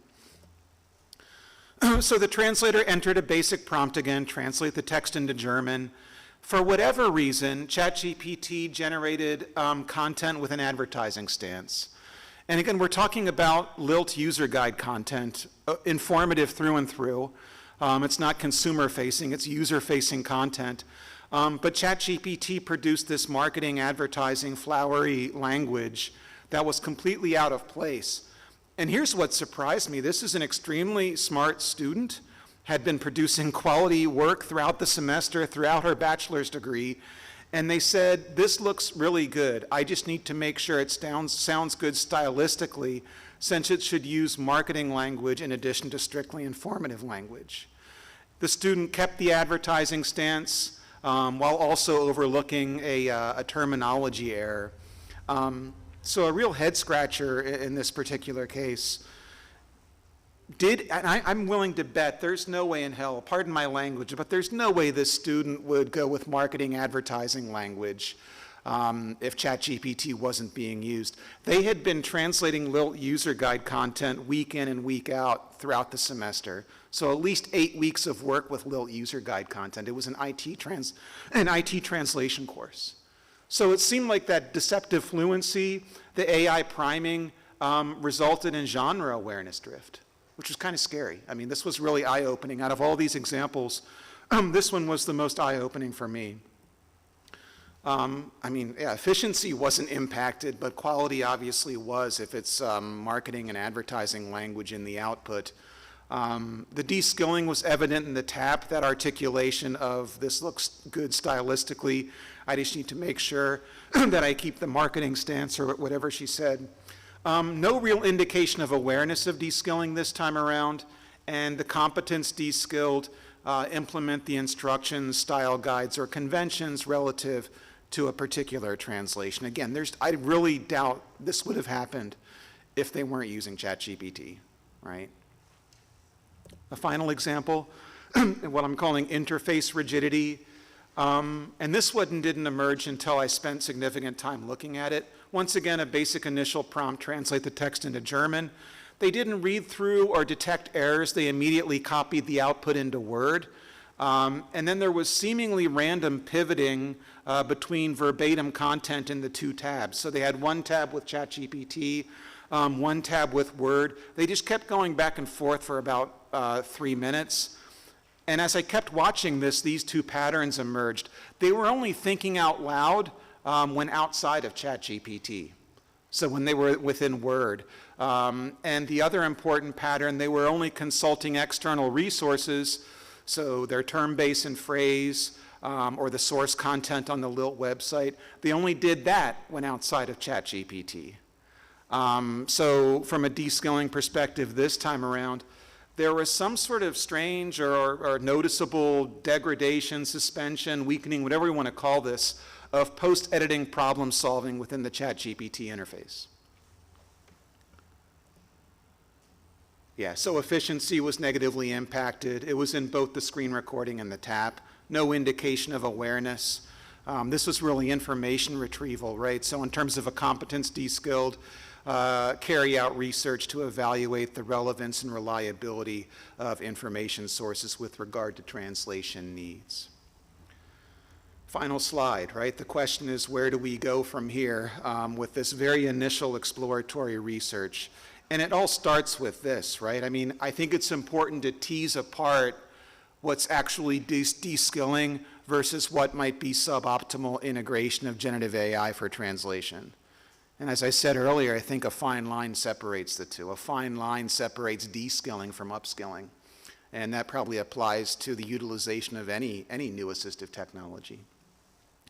So if we're talking about something which is truly de-skilling, it would need to transcend the one-off instances that I talked about with these examples. We would need to explore things diachronically to look for patterns across translations.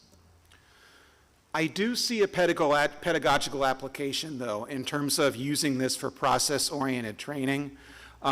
So integrating this screen recording plus tap approach to help students reflect on their own performance. What goes well, what doesn't go so well, where generative AI helps and hinders performance from a process perspective. And if things are patterned, if we take a diachronic approach and it turns out that de-skilling is actually happening, I think this approach could be a vehicle for de-skilling awareness and then ultimately de-skilling intervention. Thanks, that's all I have.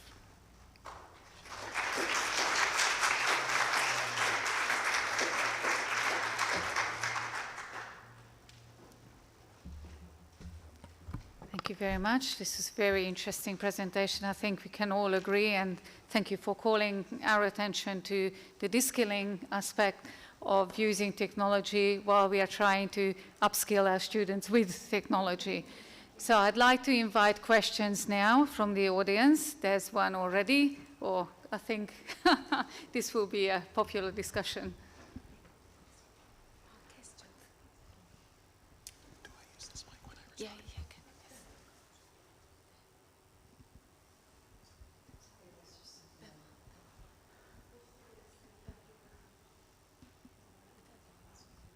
Okay, maybe. Okay, sorry. Maybe you already mentioned, but I'm just wondering whether you had a chance to discuss the results with the students as well, and what was their take on that? That's the next step. And in fact, I think if I'm really going to classify these as de-skilling, we would have to hear from the students themselves. I think they're probably in the best position to say this is de-skilling or this is discomfort with generative AI or pushback to generative AI. You're absolutely right. I think it needs to come from the students. And I think de-skilling is pretty much defined at the level of the individual translator as well. So what's de-skilling for one might not be for the next translator. Really good point. Yeah, that's the next step, to hear from the students. Next question, yes? Thank you for this great presentation. When you were talking, I kept wondering if this skilling goes hand in hand with unsustainable practices. What do you think? Yeah, I mean, I guess it depends on how we operationally define unsustainable. From an efficiency standpoint, yeah, I think it was unsustainable. Yeah, I guess that's the question, right? How do we define unsustainable? The fact that they're making these mistakes that they wouldn't otherwise make. Do we look at this from an ergonomics perspective? Yeah, that they are using a lot of resources for nothing or not reaching their aims. Yeah. I have read somewhere that a Google search is like 1/100th of a ChatGPT prompt being answered or something like that. Are they aware of that? That's a really good question. And again, it goes back to what you were saying. I would need to talk to the students and hear what they say. I mean, a lot of the sarcastic and statements of frustration indicated that they weren't happy with things. But from a training standpoint, it's important for them to understand why. So it kind of takes us back to that important skill of understanding what's going on behind the scenes. And here it's ergonomics, right? It's cognitive ergonomics, it's physical ergonomics. So yeah, there is that dimension of sustainability that's being sacrificed here. Good point. Thank you. Do I need to stand up? Yes? Okay. No pressure, yes. And then after, whoever holds... sorry, you want to go first? No, you go ahead. Okay, thank you, Eric. This was really interesting, and I think it really complements, the other talks and presentations, including my own, because as she said, and you mentioned, we've been focusing on upskilling, on what we need to add, rather than on what we're losing. I didn't really focus on what we're losing, and you said in some cases it can be impactful. So I want to pick your brains on this gap, between the upskilling and the de-skilling, the adding and the losing. You ended your talk with the word intervention. Yeah. So how do you think we could potentially intervene?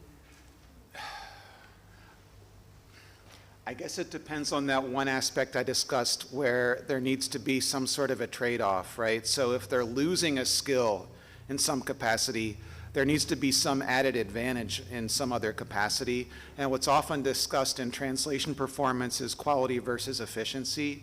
I think just in because you said upskilling doesn't counterbalance or make up for the de-skilling, because they might be two separate levels. They could be, or they could also be two sides of the same coin. I'm not sure. I'm not sure it's necessary to tease them apart necessarily.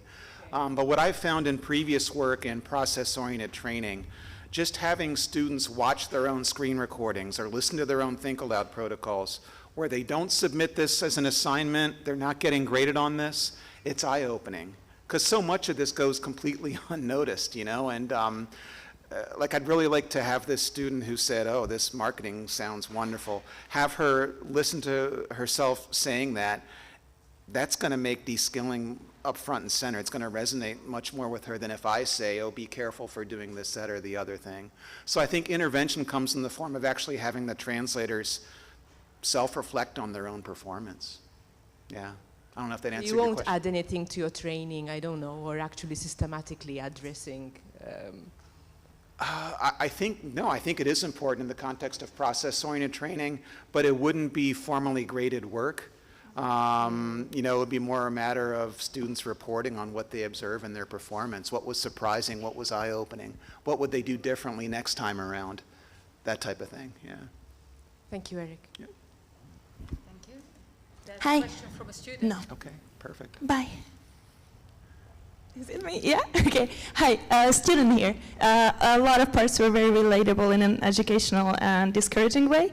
Thank you. It's very interesting. I have two questions. I'll be quick. One is a clarifying question. When you were talking about counterproductive offloading, and you said that students had 3 different prompts before they would say, okay, I'm going to do it manually. I wonder is it like each student had 3 different prompts before they said it, or they had 1 prompt but 3 different categories? It was 3 prompts, and they had ChatGPT reproduce the entire translation 3 separate times, despite the fact that they articulated the 3 things that needed to be changed before they even started doing any follow-up prompting. And again, in this case, it made no sense to use ChatGPT. They detected the errors. They have the expertise, right? It was this cognitive offloading, unnecessary. It kind of goes back to what we were saying with sustainability and volume. Is it necessary to do this? That really reflects that. There was no need for them to use ChatGPT, right? I mean, they could have done this within a TM environment, within any environment that's editable. So yeah, it was 3 separate follow-up prompts. Yeah.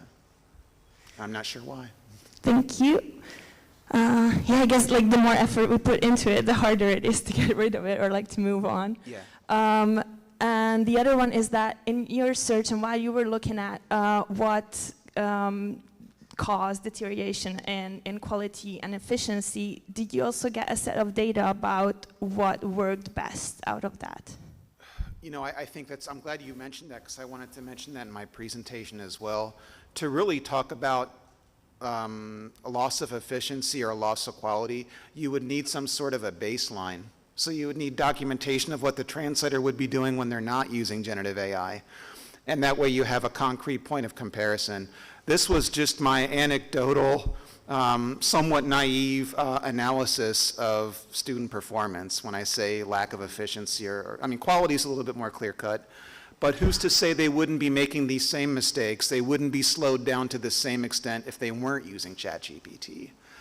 So you would kind of need to set things up where you have a baseline and then you actually have, I mean, I hate to use that word intervention, and maybe this goes back to your question of how you would integrate this in training. Yeah. Yeah, she was saying you would have 2 groups and it would kind of almost take on like an action research. Yeah. And then trade things off and see how it goes when you reverse the condition. Yeah, that kind of moves in an experimental direction. And back in the day, I used to do a lot of harder core, experimental research on cognitive processes in translation, and realized very quickly that it isn't ecologically valid many times, and it doesn't really serve a pedagogical purpose. Yeah, if you have really granular, I don't know, eye tracking data or keystroke logging data, which is really insightful in the research community, I was just a little bit concerned about the extent to which students benefit from that directly. And especially if you're talking about enhancing pedagogy, there should be an added benefit for the students. So you would have to be very strategic in how you set things up so that no students are at a disadvantage in terms of the interventions or lack thereof. But that would be a way to establish and better define empirically loss of quality or loss of efficiency. Yeah. Sorry, one more quick one. I also wonder if, because you established it at the beginning that in order for the skills to deteriorate, you have to have them at the beginning. And is there any plans to look at performance of the students and efficiency of students who have never had those skills, but who maybe start out with using ChatGPT and develop those skills even before they had That would be fascinating. I think that would be a really interesting study to better answer that question of when do we introduce ChatGPT or generative AI, not just ChatGPT, when do we introduce generative AI in an applied sense in translator training? And the fact of the matter is, and someone else mentioned this. Yeah. And what I was going to say is somebody said, oh, don't use ChatGPT until later. Students enter university programs already using ChatGPT and other generative AI for a number of things having to do with translation and not having to do with translation. So I hate to say it's ivory tower-esque, for lack of a better word, to say don't integrate AI, applied AI training until their 2nd or 3rd semester. But going back to your question, I think it would be fascinating to have different groups. Maybe these skills aren't in place. Maybe they're skills that aren't necessary. If they're successful in terms of quality, if their efficiency is good, maybe they're skills that aren't needed. Right? It goes back to Appia saying, teasing apart skills that are needed and skills that are cast-offs. Thank you. I think, yes, one more question. Well, thank you very much for this insight. It's very eye-opening for me as a language trainer.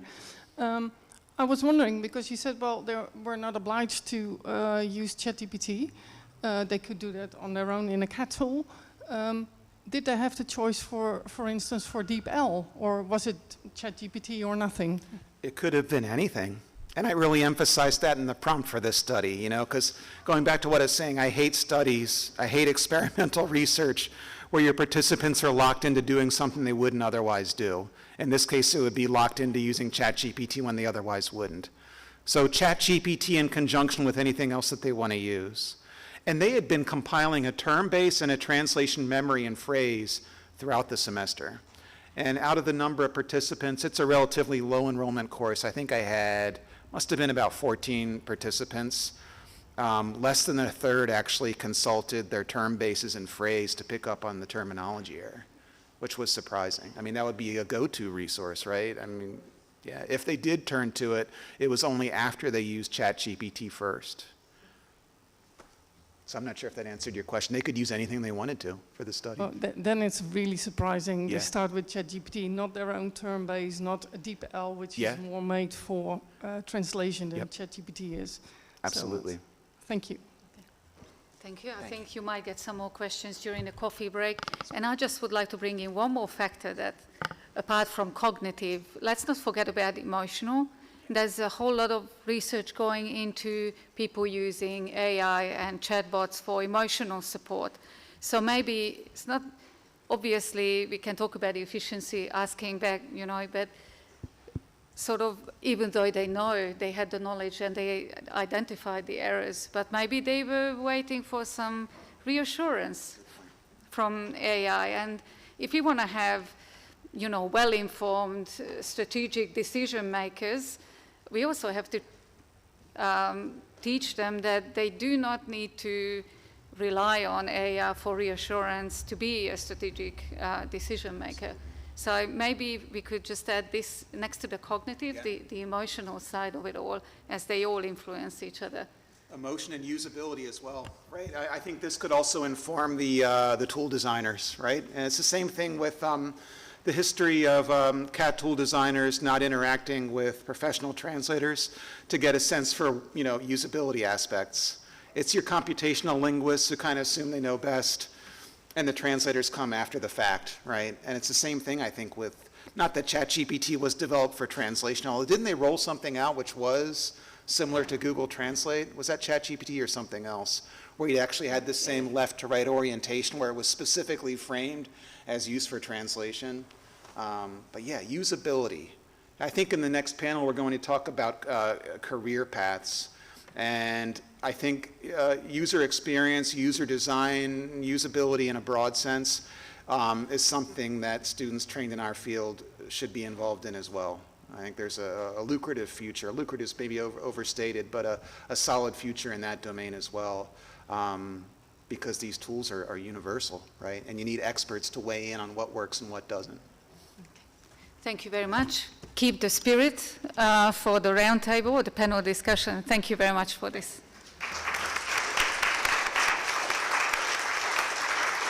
Now's the time for well-deserved coffee and probably some cake in the back as well. So come back here for the panel discussion in 20 past 4, yes.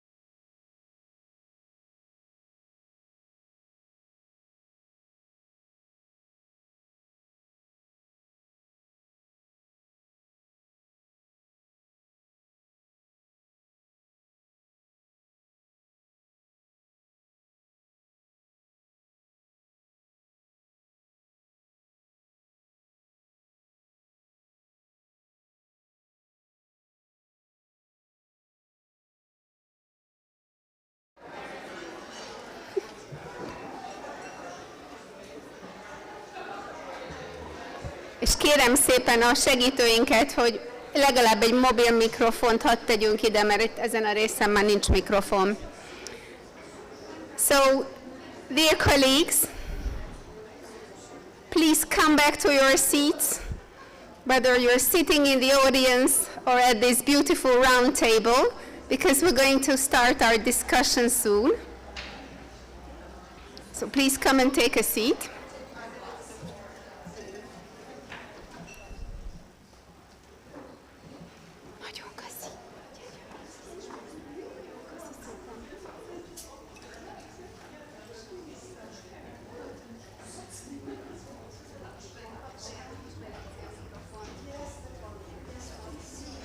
So please, everybody enjoying cookies and coffee at the back of the room, please come to your seats because we would like to start. There's one seat missing. There's 6 of you, I think. 6? I have to lie on your heart. Yourself, right? Then they have to shift. Okay, and you have to shift.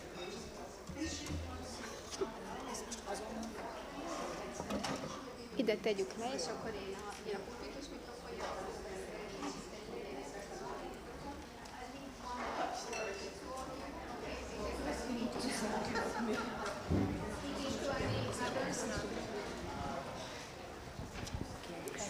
So, ladies and gentlemen, last call. Please take your seats.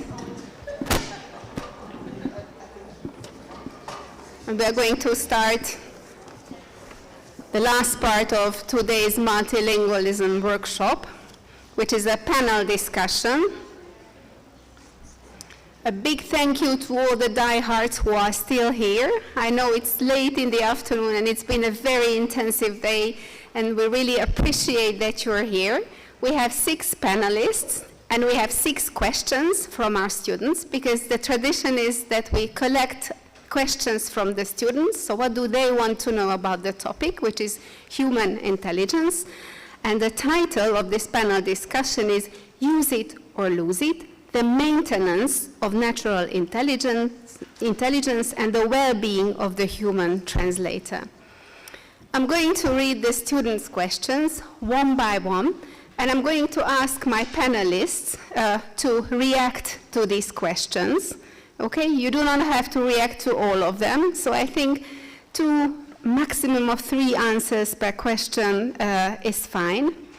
I will not introduce you. I know that's not polite at all, but you have all spoken before, so it should be okay. The only exception is my young colleague, Noémi Varnaki Párduc, who is from a translation agency, and she is representing the industry. So in this panel, 3 directions are represented: academia, the European Commission, so you are the users of translators, but also you do some training, and of course you're an employer, and also translation agencies, so the industry. Okay.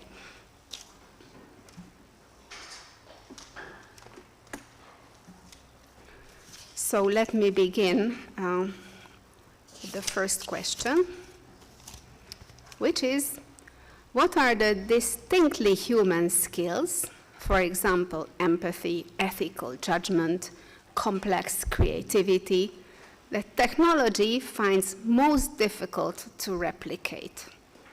So what are the distinctly human skills technology finds most difficult to replicate? Who would like to go first? Just put your hand up. Can you read that list again? Because that's a really good starting point. Empathy and creativity and... Empathy, ethical judgment, complex creativity. These are the examples given by the student. Yeah, I mean, maybe I'm wrong, but it seems like all of those things culminate in team expertise. And being able to collaborate, I think that's a uniquely human skill that we're seeing just now starting to emerge as project workflows expand in their scope. You know, as you move from translation in the direction of localization and acceptability and usability, where you have many agents involved, having a shared mental model and being adaptive and being flexible and being able to get on the same page is a uniquely human skill. And the reason I mention that one, agentic AI is falling short in that regard. Agentic AI is geared towards routinized expertise, so it excels in very clearly defined skills, but the language industry is messy. You know, there are lots of moving parts, things don't go according to plan, and I think that's human added value, especially when you're collaborating in teams. Thank you very much. Hi, Dave. I'm sorry, I need to make this. Thank you. So just to say that I completely agree with that, but from that list that you read... Excuse me, can you hear her? No, it's not working.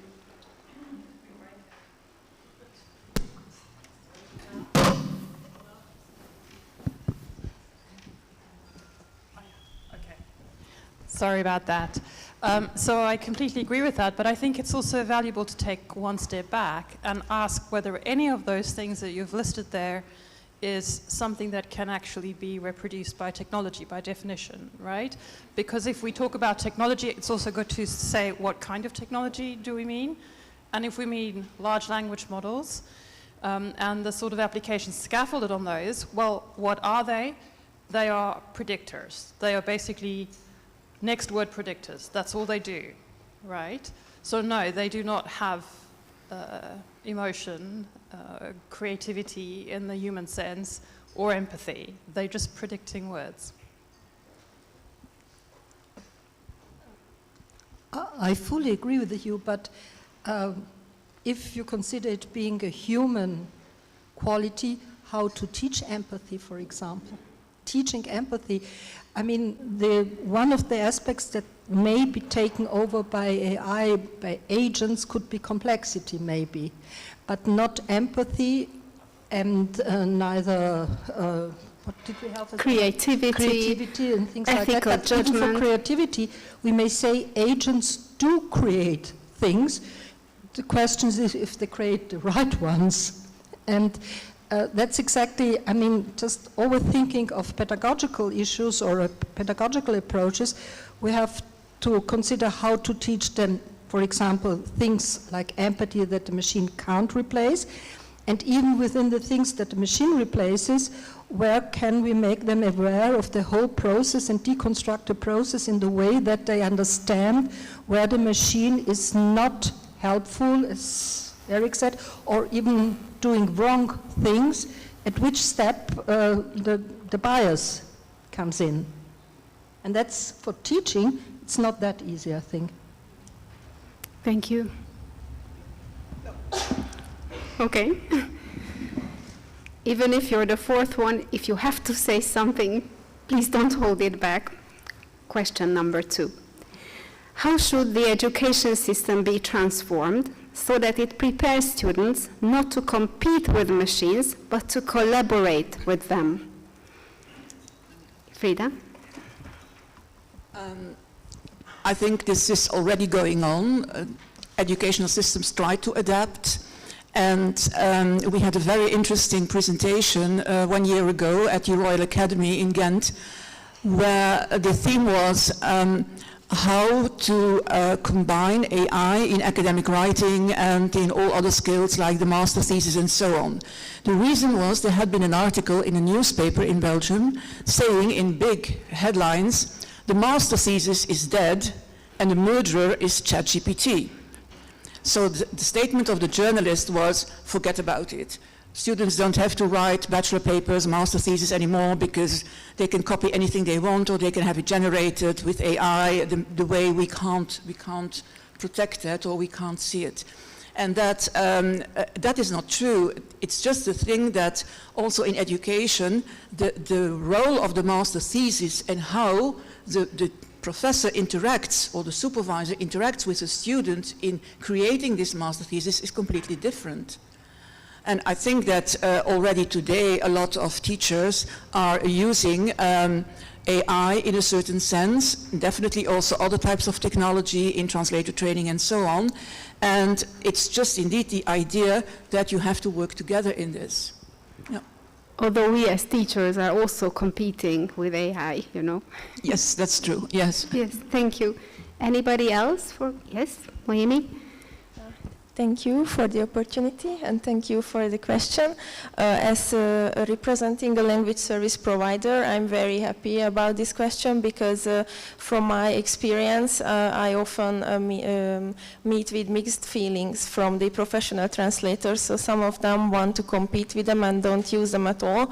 But I'm happy to see that lots of them are trying to utilize. And I think we heard a lot of interesting thoughts in the latest presentation. So I think to encourage them to use it is to try to teach them to try to use critical thinking and responsibility. So in the presentation you mentioned that they have a blind trust towards the AI, and I think it should be taught that they think critically and try to utilize it, but don't trust it always, especially when producing translated text.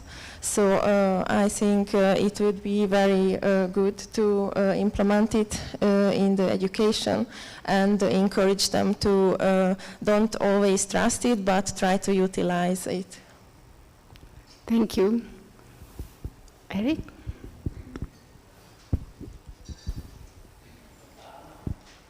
Yeah, I fully agree with that as well. Is it working? Yeah, now it is.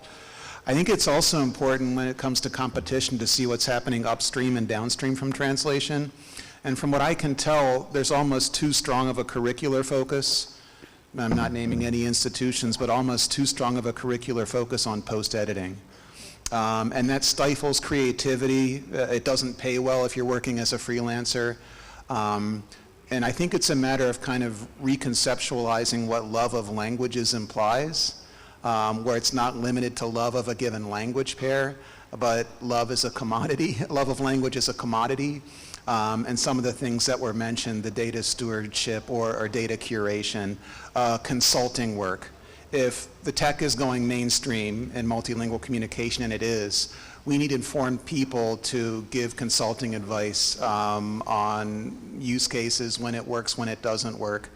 That, I think, isn't going to go away anytime soon.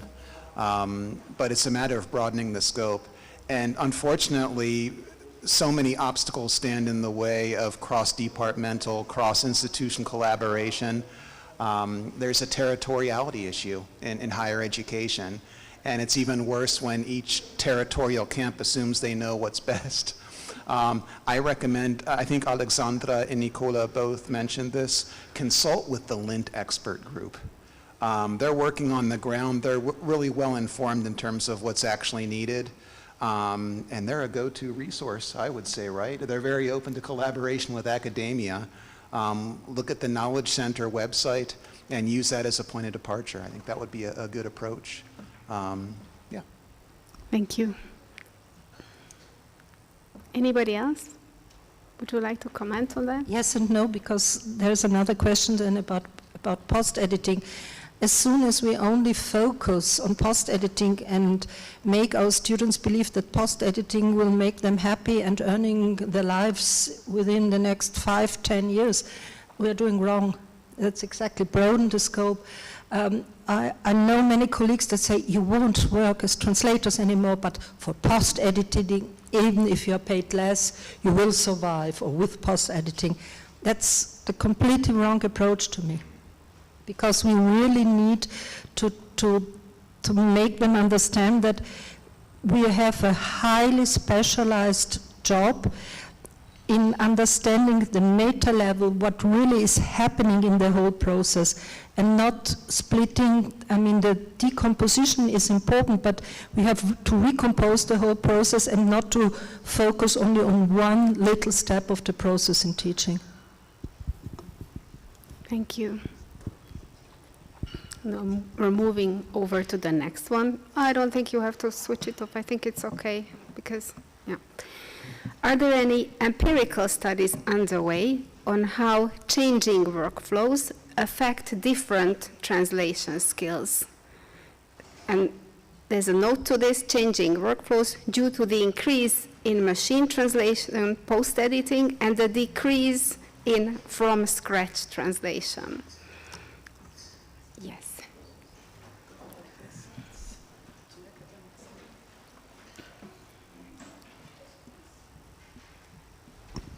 I think this is one of those areas of research where the work is really just starting. It really connects with what you spoke about, so this issue of de-skilling. So what happens to translators, to language professionals when they work with these technologies all of the time? I think the answer is we don't really know yet, empirically.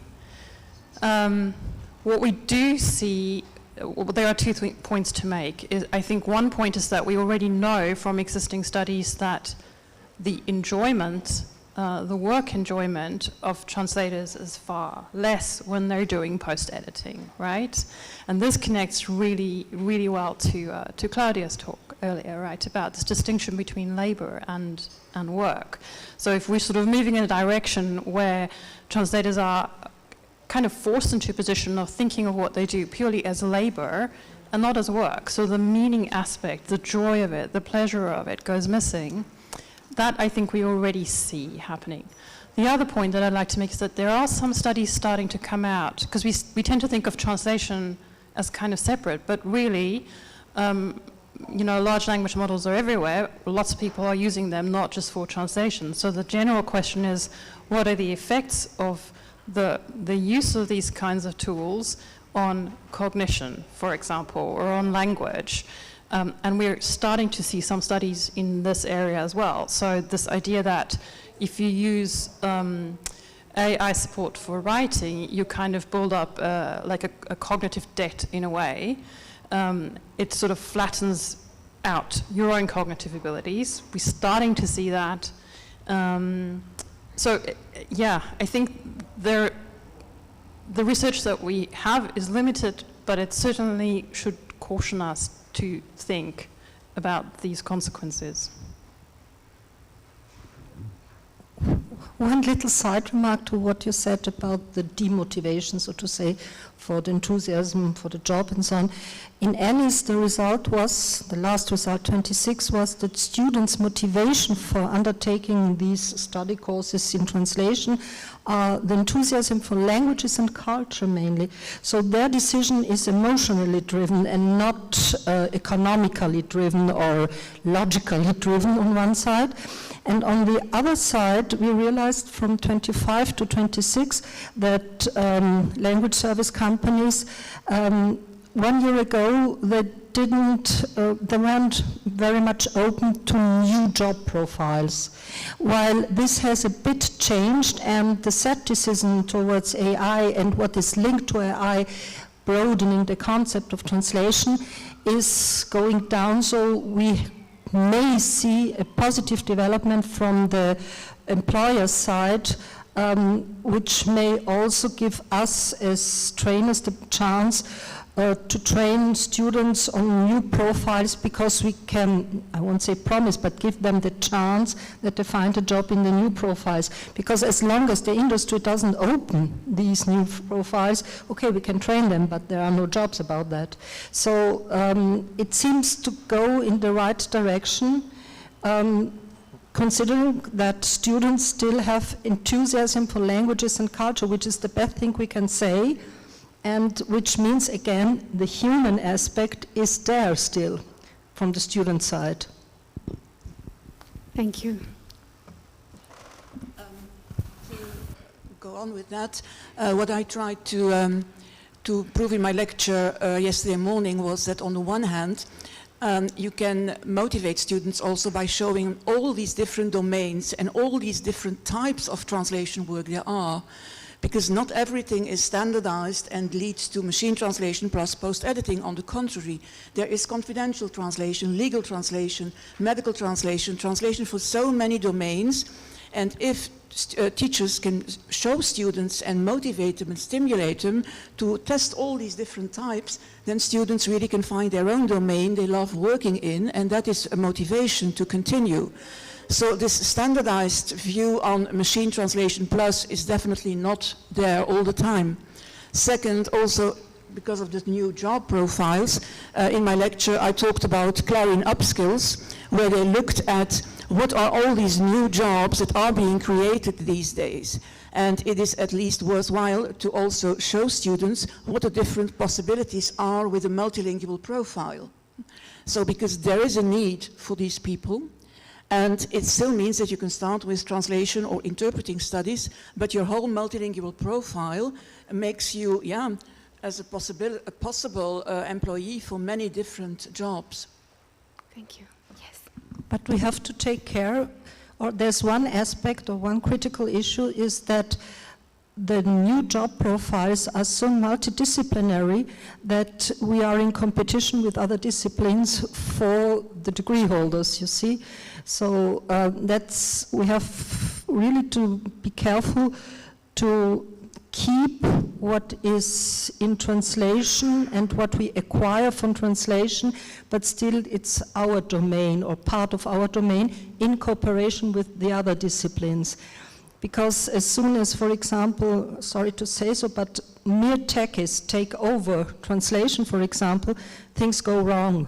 And the same is true if you're thinking of a plain language, for example, if it's only done in a monolingual way, this doesn't cover the whole spectrum of what we need for plain language, because this is also an aspect that should be included in transfers, you see.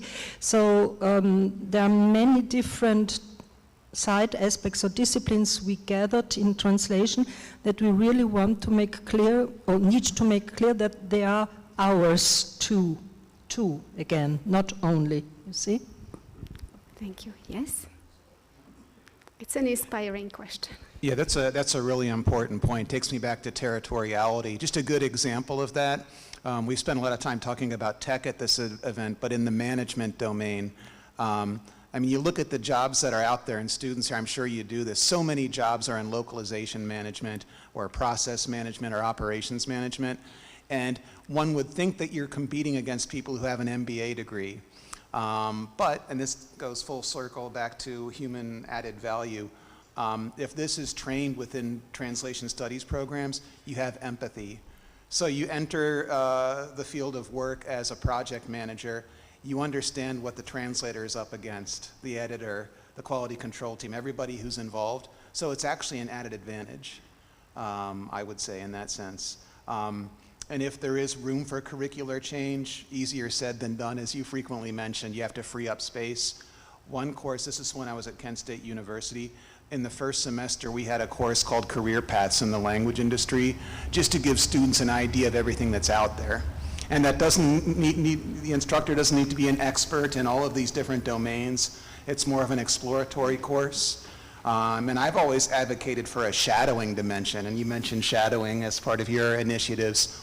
Kind of like if you're studying education, where you actually get people out into the field, maybe in their first semester of studies, just to watch and observe and learn what people are doing, like student teachers do, you know, in the field of education. Actually before student teaching, when it's just field exploration. I'd like to see a lot more of that, because that also gives students an idea of what they can do, or it gives them an idea of, this field isn't for me, I want to do something else. I'm not going to invest the next 3 or 4 or 5 years in this field if it's not something I want to do. So.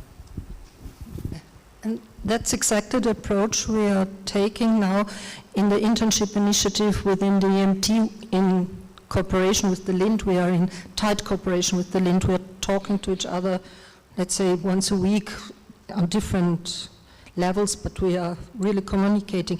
But what we want really to give the students the chance not to have only full-fledged internships at the end of the study courses where the decision has been made because the strand has been chosen and everything, but also observation. So we call them observation internship of 1 or 2 days, just to see how things work in reality and if the study course is the right one to them. And that's exactly what we really want to, I mean, it will be one, I would say, core documents, I don't know, but one of the documents of the EMT base, because we said we have really to explain what the broad concept of internships can be for, even a helping tool for decision making. Thank you. This brings us wonderfully to the next question. What new roles are emerging in language mediation as a result of AI? Who can prepare students and practicing language professionals for these roles? Formal training programs or self-directed learning? What do you think? Nicola?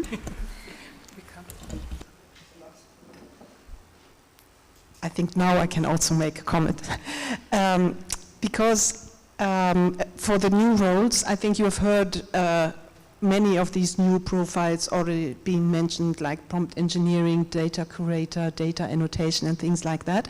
I'm not going into these details, but I just wanted to share that in DGT as well, we are seeing a shift. So our mission is providing translations to the commission services, but our core business has changed in the past 3 years or so, or 5 years, and we now have still our one of the pillars is and will stay translation, but we have another huge pillar now, which is AI services. DGT is actually the biggest developer of AI services in the Commission. We have, I hope you know, e-translation. We have developed also based on this and based on all the large language models, so all the language input that translators in the Commission have produced over decades. We have also developed e-briefing, which is a wonderful tool for colleagues in the policy DGs to gather information and compile a briefing package on a certain policy question. We have e-summary, we have web text, accessible text, all this already developed by DGT and not by our IT department alone, but with our linguists, with our translators. And this confirms what Eric just said. It was like a natural further development of colleagues who had a liking for these technology aspects and for this communicating and experimenting with the machine, who are now the partners of the IT specialists to develop such tools. And their input is very useful because the IT persons do not have the linguistic background. And this is what makes this combination of both profiles is really used in DGT a lot and made us actually step out of the shadow, because in the Commission, DG Translation was always, okay, they do the translations, it's a necessary, it's a must, yeah. We cannot adopt legislation without translations, so we have to go and wait for the translations to be ready. But now, since we are providing this service, which is useful for them, because people do not all speak the languages which when they get for instance, proposals from a member state or a complaint, and before they had to send it to DG Translation and wait for weeks before they got the translation sometimes. But now they send it to e-translation and they can already work on that request. And it simplifies and speeds up and makes the process more efficient. And then, of course, this comes with a price a bit, because our English colleagues have already seen a decrease in their translation demand, because they were the ones who translated from all the other languages into English, whereas all the other departments mainly translate from English into their mother tongues, and they have seen a decrease in the requests. But with their help, we have built up what we have now as a third pillar in DGT, which is an editing service. We are now much better prepared to edit texts which are written originally by non-native speakers in English in these policy DGs, who speak English like I do, funny English, and they try their best, but it's not perfect. And nowadays, it's so important that our message is clear. And even our Secretary General said, I personally support this initiative of having an editing service in DGT, because clear language and clear communication with the citizens is paramount.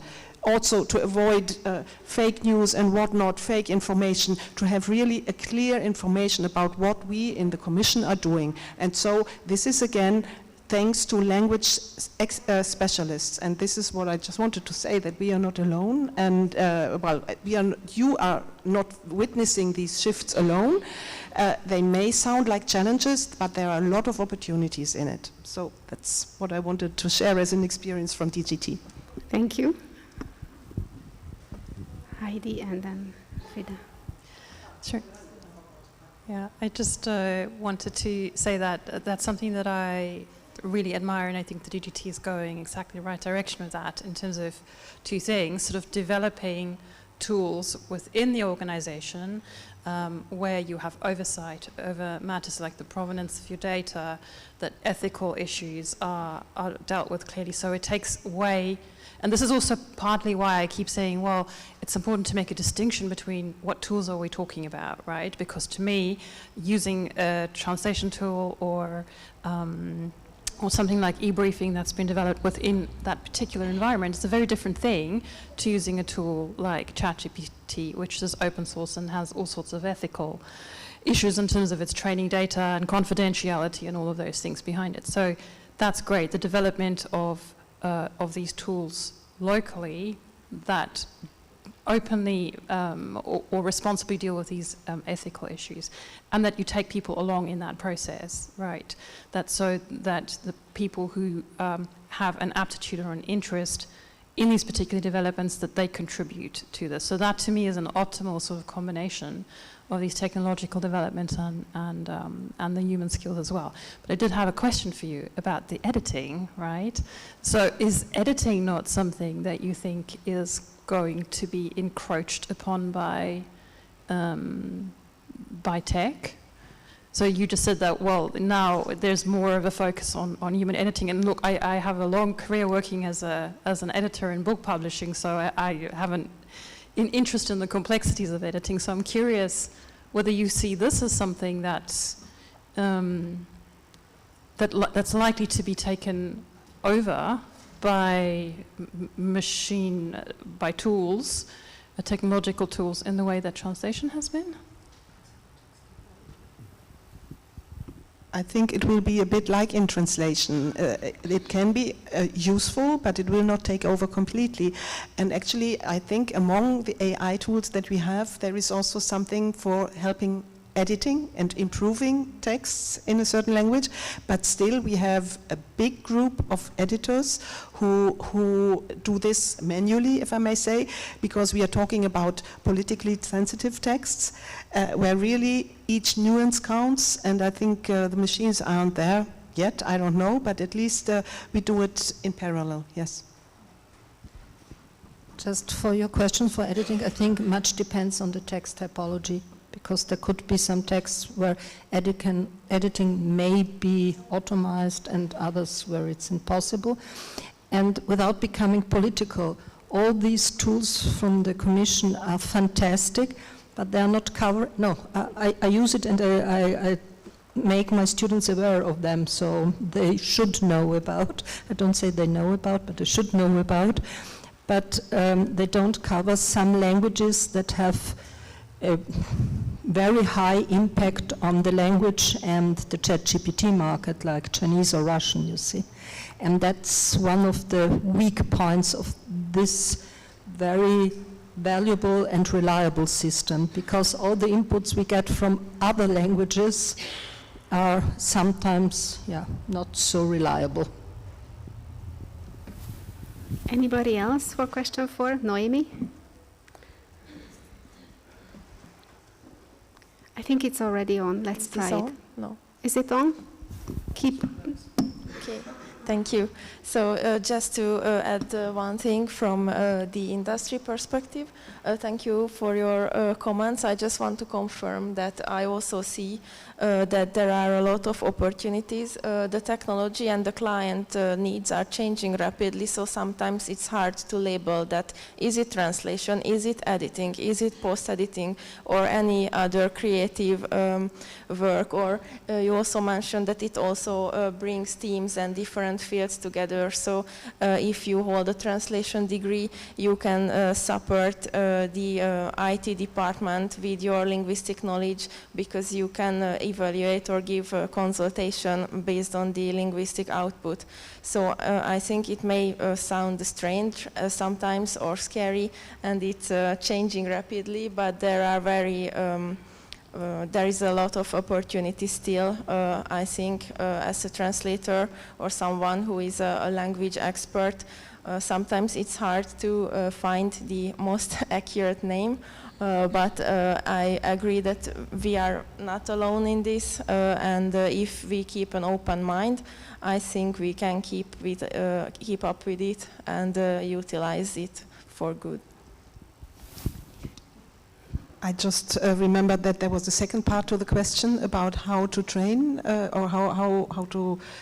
Who can prepare the students and professionals? Is it formal training programs or self-directed learning? Yeah, and well, I'm not going to tell now trainers how to train, but I just wanted to mention the possibility of developing micro-credentials, which are these smaller courses, well, you know what it is, which are a possibility for both students and already established translators, and that we are going in the EMT also to look into this and see how we can collaborate in the European Union and across translation study programs in developing meaningful micro-credentials in that sense.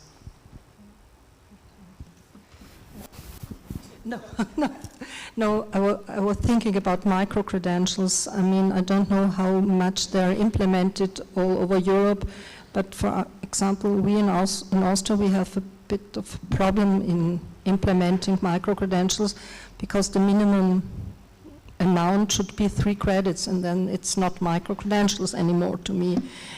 But the main fear of the academic world seems to be, and that's very hypothetical what I'm saying, is that micro-credential may replace normal credit progression in the program, which is not true, but this is exactly this dichotomy between, let's say, academic thinking and pragmatic employability thinking, and this needs to be overcome. And we all know that, students need to earn their lives afterwards. Thank you. Yes. Yeah, sorry, there is a lot to say about this, but because we were talking here about both students and practicing translators, for the practicing translators, we had a solution at our campus that we had summer schools, very intensive week programs, where they really got training into the new software tools and into new appliances.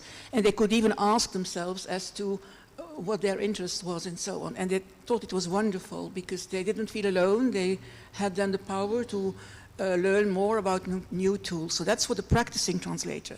But for students, first of all, I think for everybody, there is the lifelong learning track. We always keep learning. What we are doing right now, we didn't do it 30 years ago. So also our course contents have developed all the time.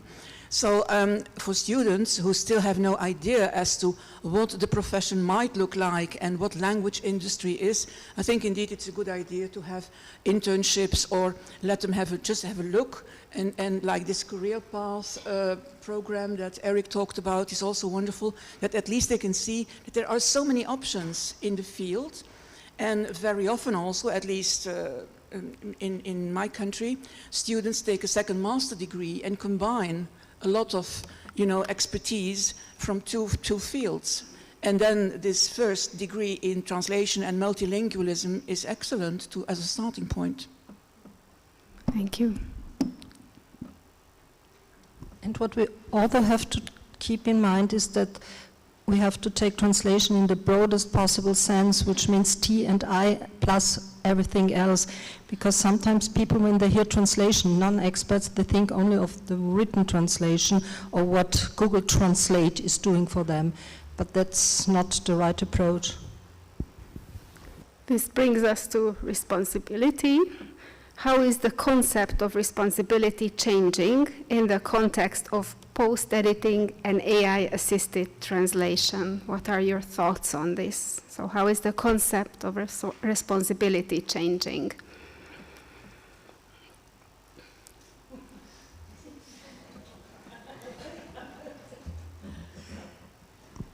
I mean, as long as we are talking about the human in the loop, responsibility is relatively reduced.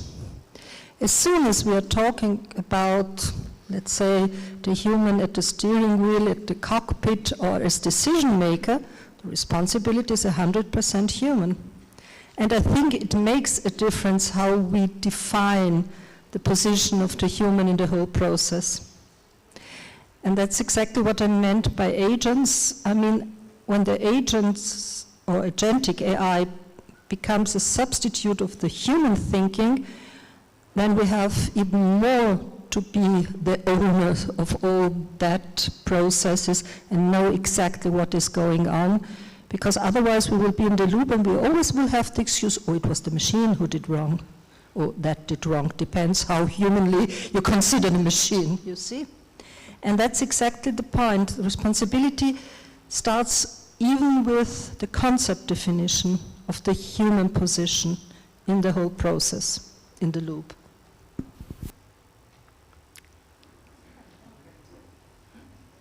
You don't have to press anything, I think. It should. I fully agree that at the end of the day, if humans are working in the loop or whatever you want to say, they are held accountable for it. If that's the case, they should receive fair compensation for that accountability. And that's where the onus is on the LSPs, the companies, to figure out fair and equitable compensation models for work. That's sort of an elephant in the room, I would say, for a lot of these discussions. Because a lot of us aren't on that side of the fence where we're responsible for making decisions involving compensation, especially if you have an outsourcing model that's pervasive and you can find somebody to do the work at a low rate where the quality is actually quite good. It's tricky. It's an ethical dilemma. Thank you. Then moving on. Okay. Yeah, I think this is a really hard question. I mean, and we just had two answers, but I think it's a question that goes really deep because it's this question of agency. So what is agency even? Because to me, agency and responsibility go together, as does ethics, and included in that is also the ethics of fairness in terms of payment. And I think that this is really the conversation that we should be having. Not only these conversations about, you know, the practical side of things, the applied side of things, these are important, but I think we also should be having these deeper conversations about what does it mean when we, outsource is not the right word, but when we displace something which is so human, like language, to an entity that we don't even most of the time understand. No, we don't understand how it's doing what it's doing, right? So what does that mean for how we think about ourselves as translators or as workers or as humans in that case? And it sort of very quickly becomes a conversation about values. So what do we value in communication and in work and in all of these things that we're talking about? So I don't have any answers about this, except that I think that it's a really big question, and it seems to me it's a big question. It's a real elephant in the room question, as far as I'm concerned. Thank you, Noemi. I think that's working. It should be working. Yeah, is it working? Yeah, cool. Okay. So yeah, from the agency part, I think it's an elephant in the room because it changes so rapidly, and you know, sometimes the task is not scalable like human translation. So sometimes it's also hard for us, you know, to how to scale it in a word rate or an hourly rate or in a whole project rate, and also who holds the responsibility. I think the user holds. But if there is more stakeholders like a client, or maybe it's another agency working for an end client, I represent an agency because I outsource the work for language experts. So it's a very complex topic, and it's really hard sometimes to give an exact answer because everything is so fast and changing. That I think it's really good that it came up in the discussion, and it should be discussed. We have a lot of professional societies, I think, that deal with the topic like fairness and responsibility and compensation, but it's you know, it's also business, so we have to sell it for the clients, and it's really hard to answer. coming back to the idea of values and clients, I think it's not a discussion that we should lead in between us, experts or conferences and things like that. It's a social and political discussion we have to really face and to make clear what communication, even not on the translation, as you said, language communication means to society, and if we are lacking a clear language communication, what may happen, like with fake news or whatever. And that's exactly, for example, the UTC tried hard with the thought of promotional campaign, and we realized that there are some initiatives trying to make the, let's say, outer public understand what we are doing or what the value is, but we are now, unfortunately, in a general political and social situation where communication seems to be the least of the concerns, or one of the least of the concerns, like it was, for example, when you remember 10 years ago, something like that, in the whole productive process, translation was the last one, and sometimes financing was lacking because all the budget was for the development of the product and whatever, but there was no budget left for the translation. And sometimes you get the feeling it's similar now, that we have so many concerns, so many vital issues, that we don't afford considering language communication being vital anymore.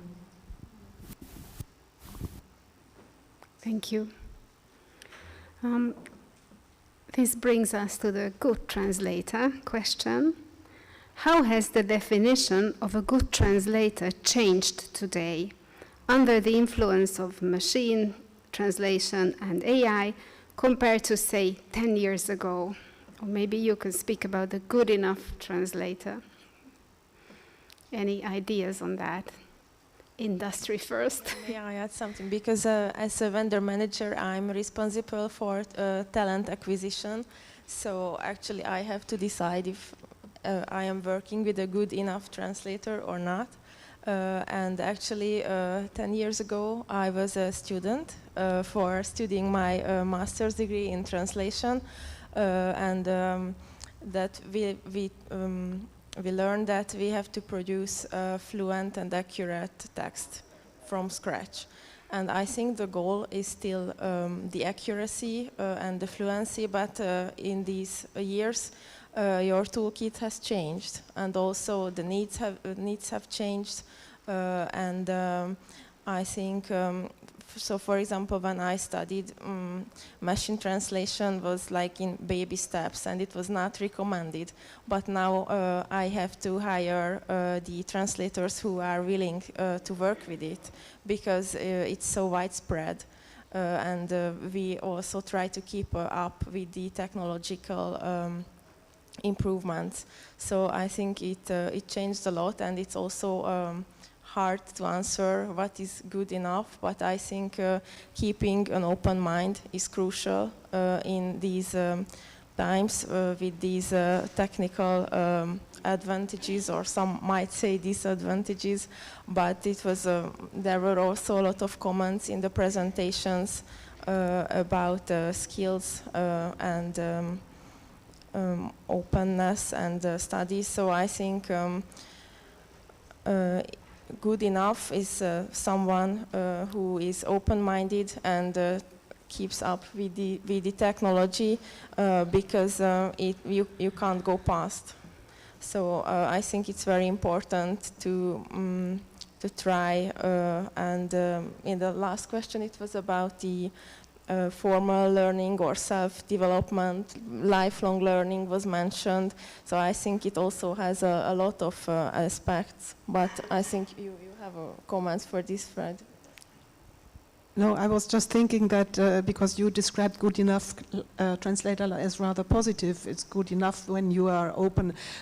I was going to say good enough is probably not enough anymore, because you will be competing with machines, and I don't think that you will be able to survive if you are just like average.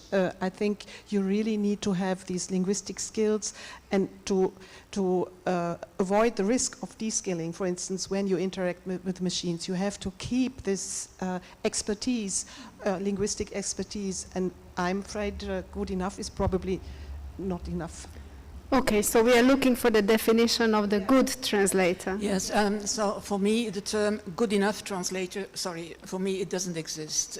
As a translator you have to excel, and as in any profession you want to do the utmost what you can, given the circumstances. When you're a translator in a legal company, when you're a translator for the European Commission, when you're a translator who does informed consent translations for medical field, it doesn't matter, but you have to excel, which also means to embrace technology where needed, of course.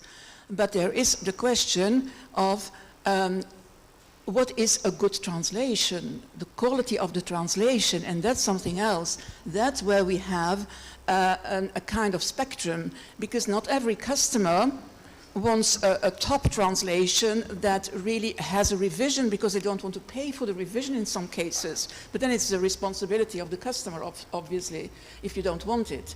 You have a level of light post-editing, of information gisting, and you have texts that really have to be perfect and very detailed and publishable.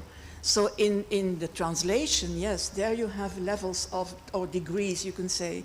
But for the person, I think a translator really has to strive towards excellence. Okay, yeah, so yeah, in Inter, I already implied you have to excel. I think I agree with your comments, thank you. And I think as linguists and translators, you have to spot the mistakes or the false things that the machines make, because actually that is the task now. So we like to say that the human in the loop is interpreted as machine generated but human perfected. So if you are good enough, or let's say you don't excel, it's not acceptable, unfortunately, because if the machine does something, to please you, but it's not accurate, and then you don't recognize it, or it misleads you, as it was mentioned in the de-skilling presentation, I think it can be a problem. But it also leads us back to the question of we previously talked about responsibility. Thank you. So it's a very complex topic, right? And it's you can give opinions and pros and cons from a lot of sides. So it's a very complex question also. Thank you. I fully agree with Frida, because if the translator is not excellent, he can't differentiate between the different levels of good enough, or whatever is needed. And good enough is something, if you are talking about the translation, it's something reducing, as if, a surgeon can't say it's good enough if I cut the half appendix, because the inflamed part is gone and the rest will do by itself. You see, it's something reducive, good enough. I really avoid the terminology of good enough in any communication, in any discourse, because I think it's giving exactly the wrong vision of what we are doing.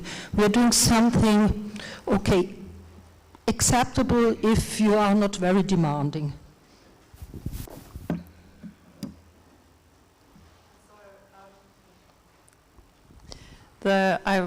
This idea of good enough, so I take that point. I think excellence by definition is in there, but what I find really fascinating about this is the concept of good, right? So what is good? Because it's deeply values driven again. So I keep coming back to this idea of value. So what are the values under the surface? And you mentioned accuracy, fluency.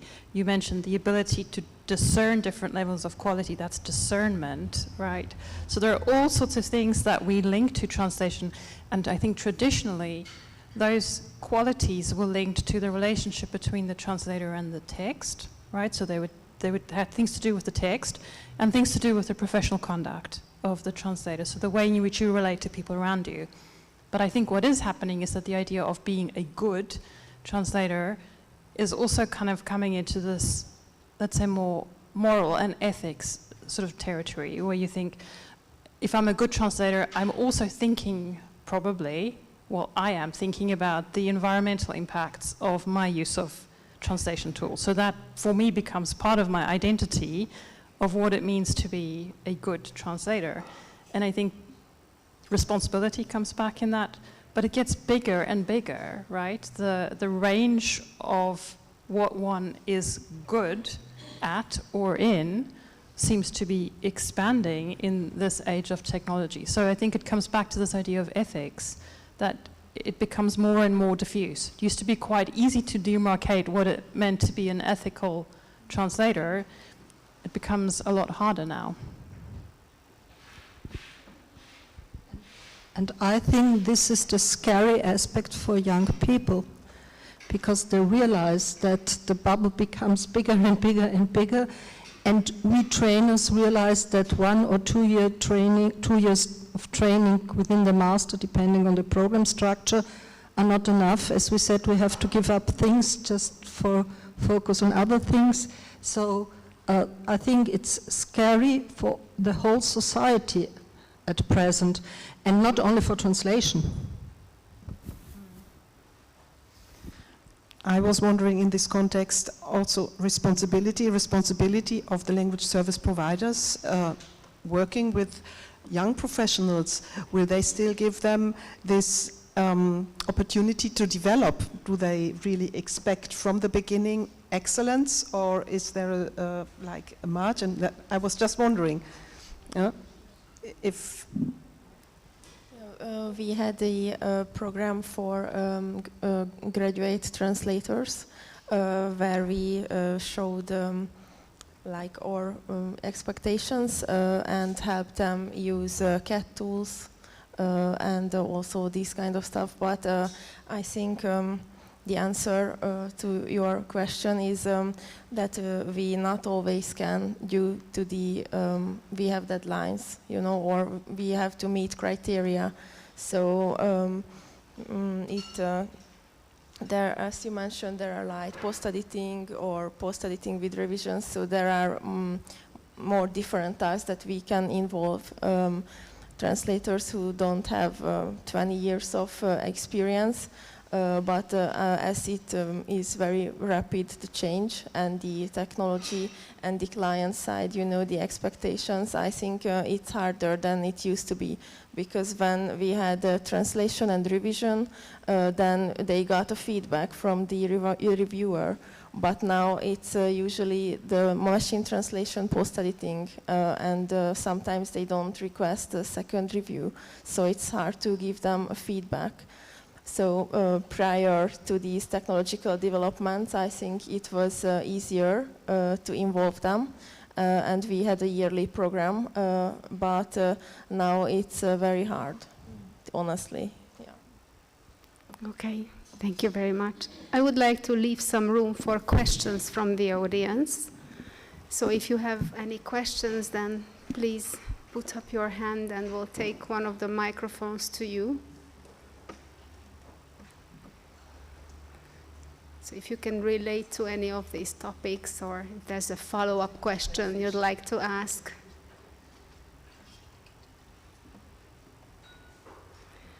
Or maybe we can continue this discussion. Oh, Anne. Anne. I think I'm loud enough. I just have a question or information question. You're teaching Anne, us. please speak into the microphone for the interpreters. Hello. So I'm Anne Tam from Karol University here in Budapest, and I am teaching a course that is close to yours. So what is the reading that you suggest to your students about career paths in linguistics?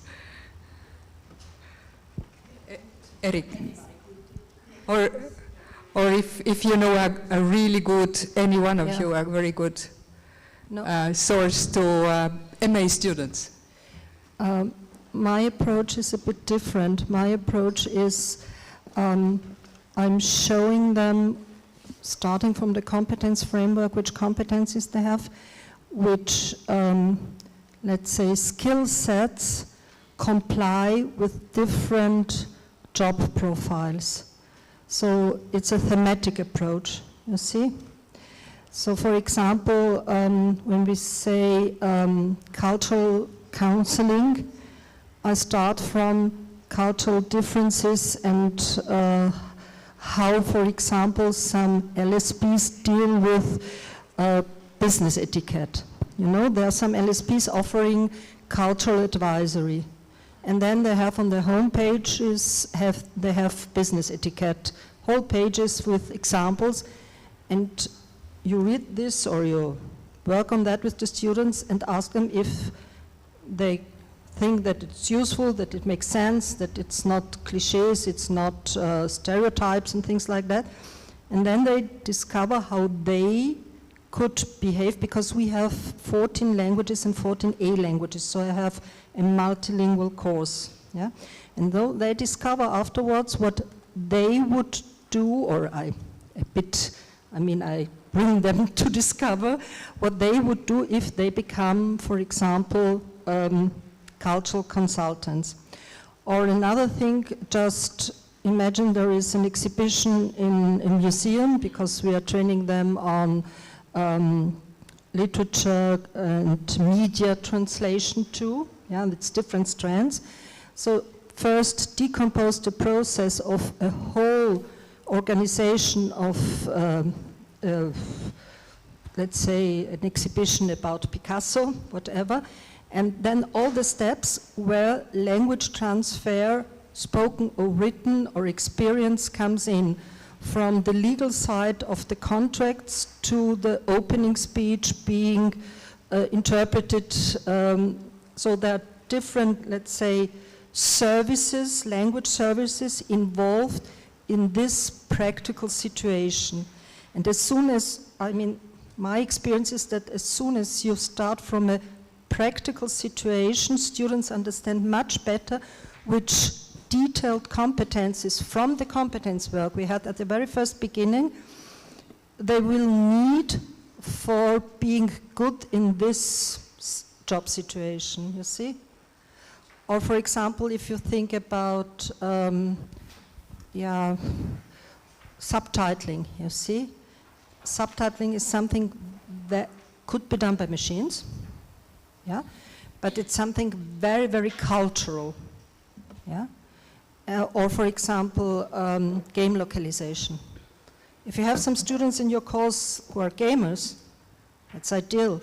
They understand exactly what the processor is, and they understand what went wrong in the localization toward their language, and then you can really describe the whole job profile of a game localizer, splitting it via the concrete experience. And it's about 12 or 14 units a semester where you can tackle gradually coming to very specialized strands or issues. You can tackle different job profiles. That's my approach. But maybe it's the wrong one, I don't know, but it's one of the ideas. Thank you. Eric has an idea too.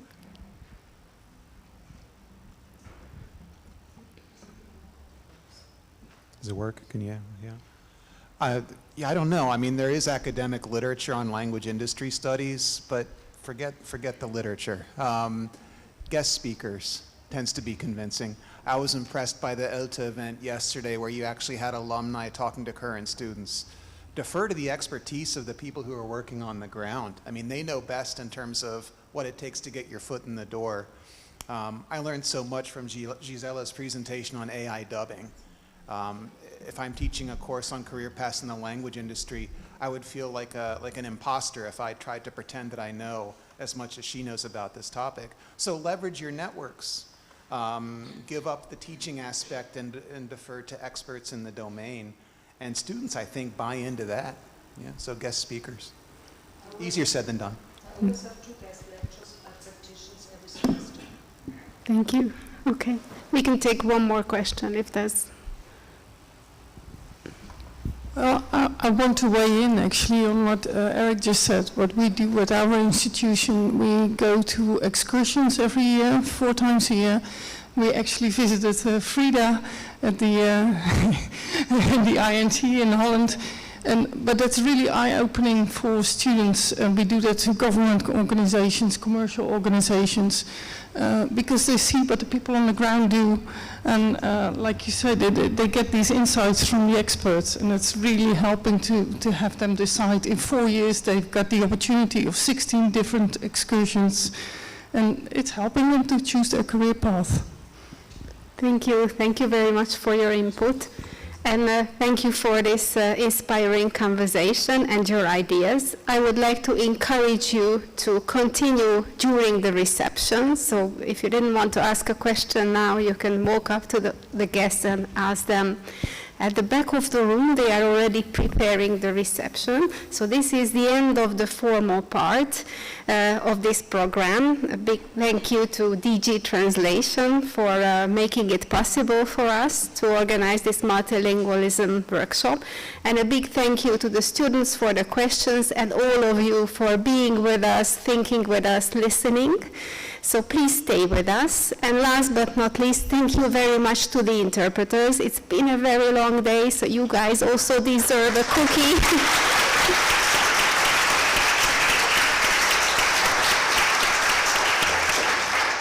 Please give us feedback, okay? Please scan this code, or I think Eva has put up some other posters at the back of the room. Please scan the code, and it's a 2-minute survey on what you found of this event. So give us feedback, okay? And enjoy the reception, and we will see you tomorrow.